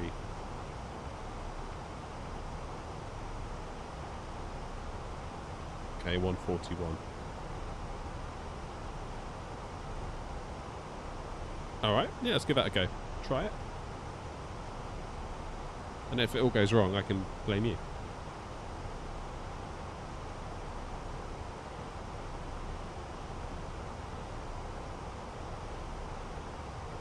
Now find the flap 3 config button on the overhead panel.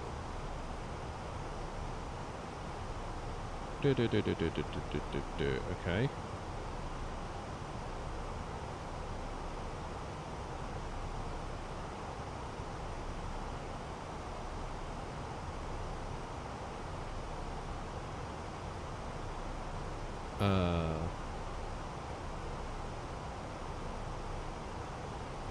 This one. There you go.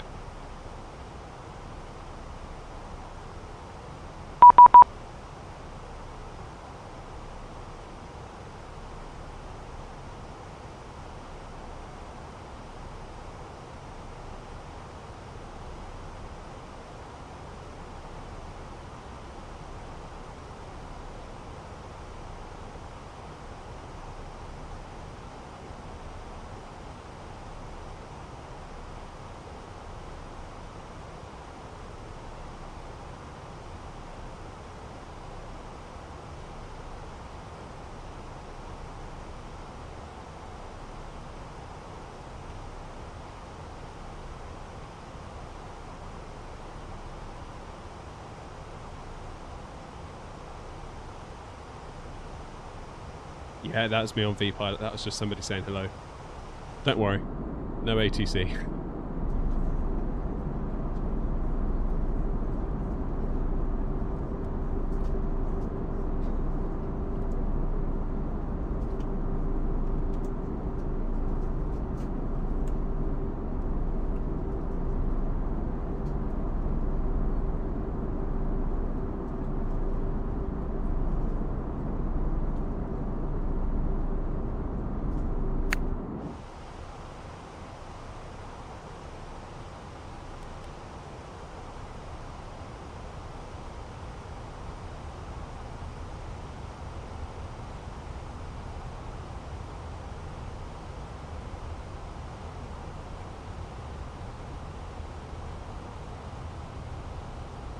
Right, just getting this to 250 knots for this waypoint.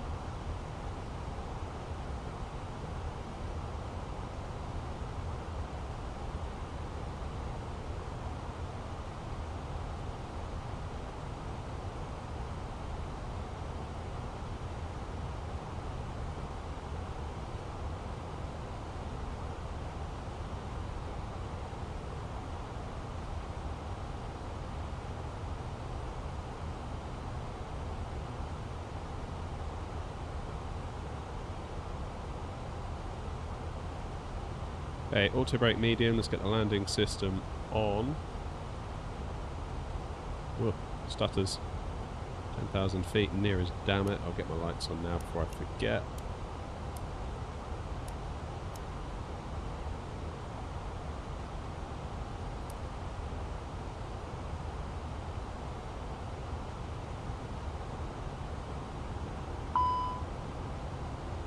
Okay, let's get the speed brakes away.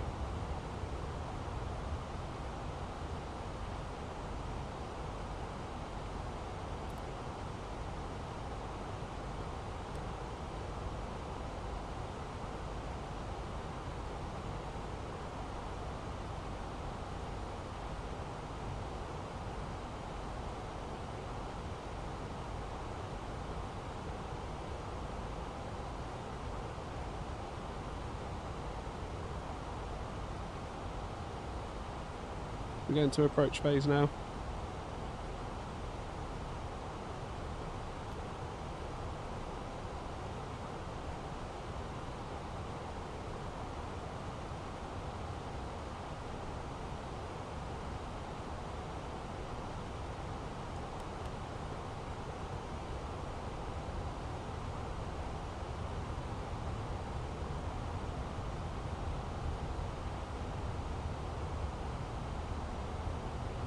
Yeah, it's alright, we'll go for medium.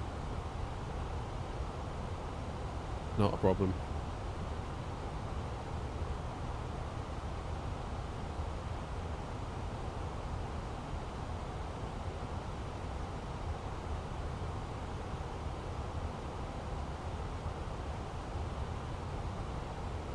How's the plane volume fuel? Because honestly, it feels so silent for me at the moment.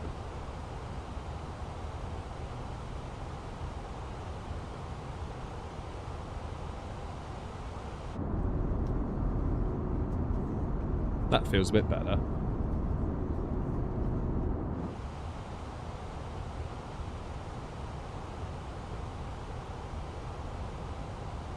Okay, still 1015.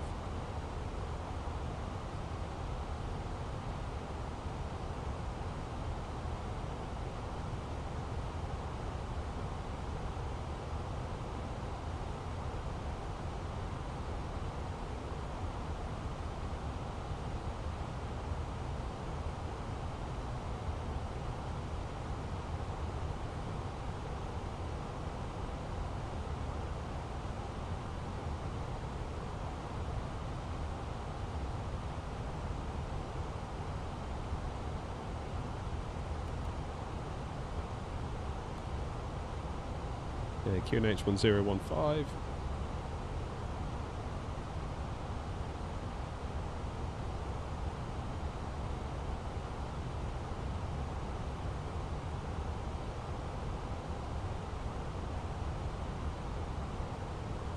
Okay, 230 knots. Let's get the first stage of flaps out.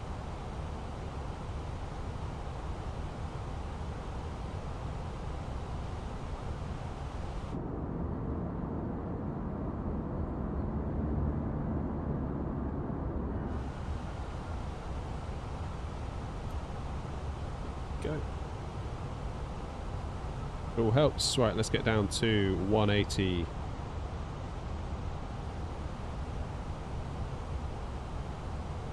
For CF09. Bristol traffic, AirNOTT 121, flying from Adved to CF09 for the ILS approach, Bristol traffic.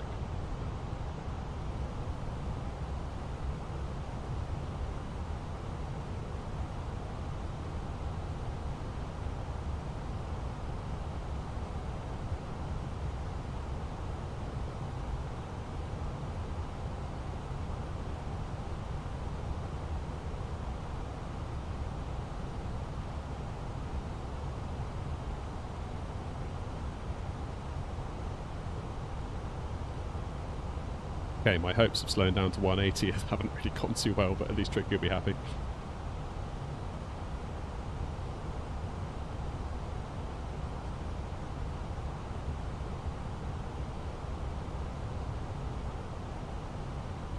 Right, let's get that speed down, then we can get our next little bit of flaps out.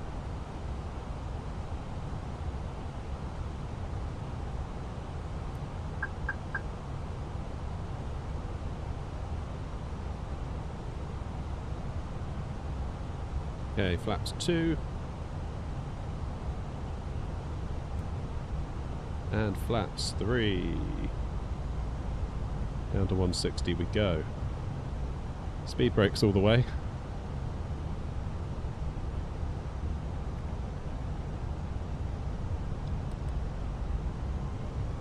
Beautiful. There we go.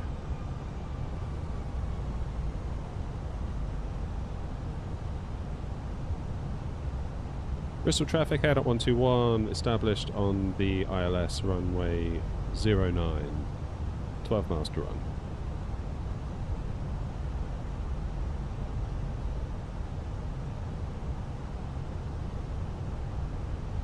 Traffic, heading 57 miles southwest, visual 09.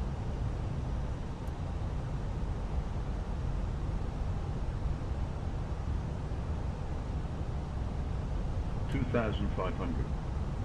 Get out. That was not a 12-mile final, was it? Bristol traffic, AirNOTT 121, correction on a 5-mile final for runway 09, Bristol traffic.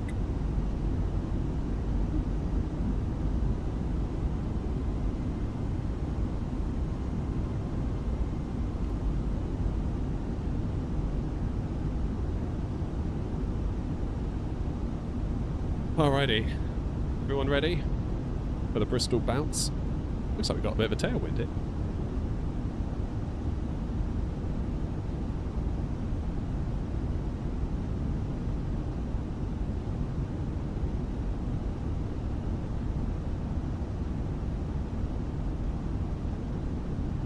So far we can see absolutely nothing. We'll crank the volume up a bit for the landing.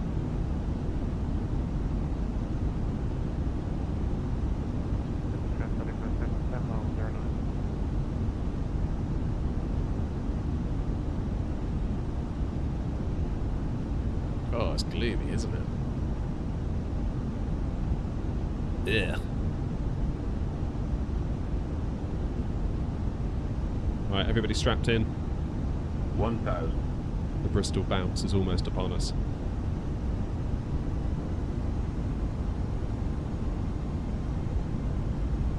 There it is, I can see some lights.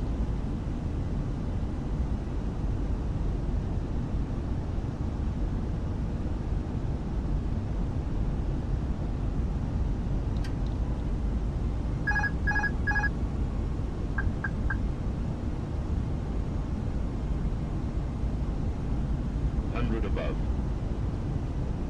400. Minimum. Continue.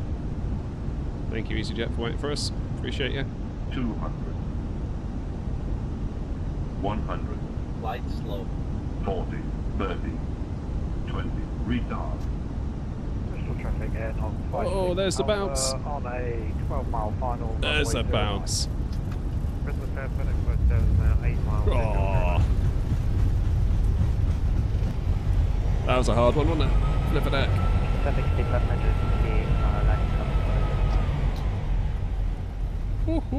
That wasn't so good. That was funny though.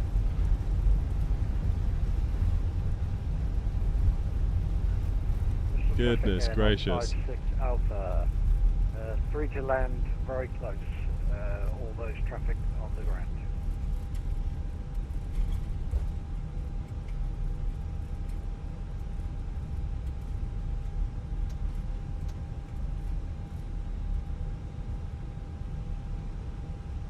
Oh man, that was funny.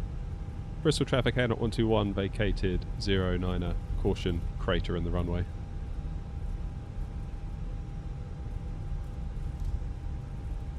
How comes it hit the ground hard again?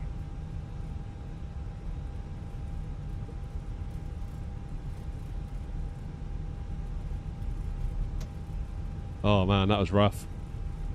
That was rough.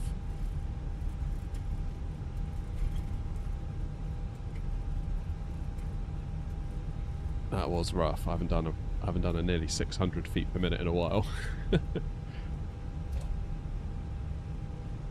All right, let's turn in here. Get out of the way.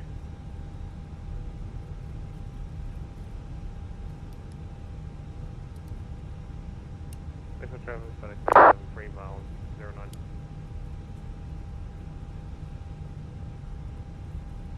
Bristol traffic AirNOTT 56 Alpha 8 miles 09. Established ILS, Bristol traffic.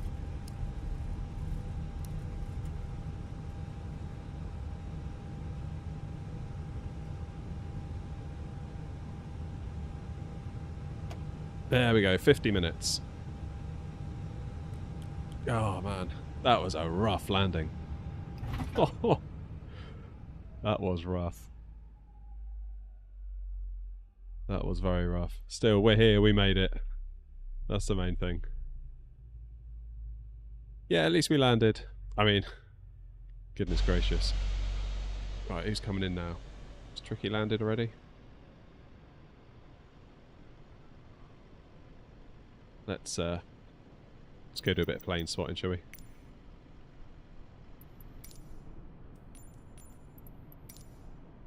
Whoops.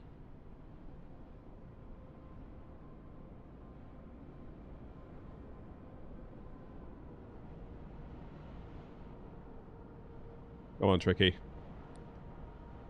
And Tricky's gone through the ground. Love to see it. Well, it's probably smoother than what I did. Goodness gracious.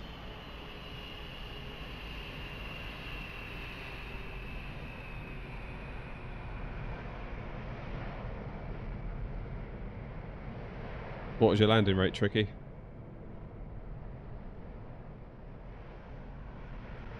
Bristol traffic, AirNOTT 56 Alpha, 3 mile final, 09. Bristol traffic, 07.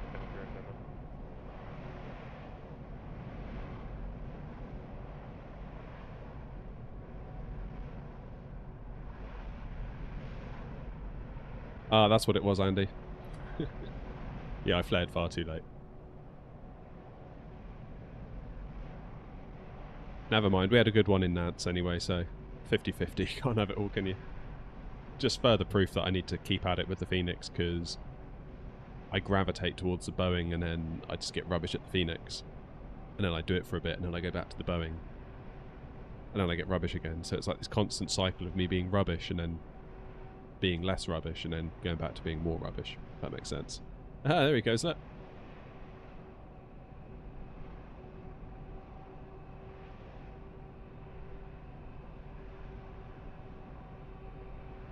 To disable that multiplayer thing, save us getting 2 versions of the same plane. That's looking pretty nice, Wasp. That's looking nice. Oh yeah, that was alright, wasn't it? Ah, they still got his GPU connected. Incredible.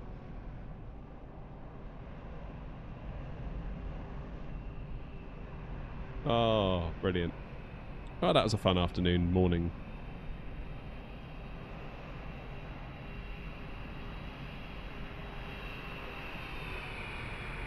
Oh, that was a bit rubbish though, wasn't it? That's 600. That's nearly 600 feet per minute. That is definitely on the high end of being rubbish.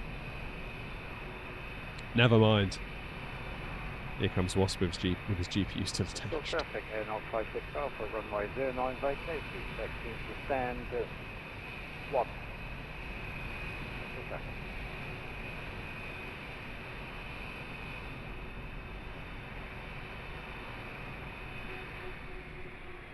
There we go.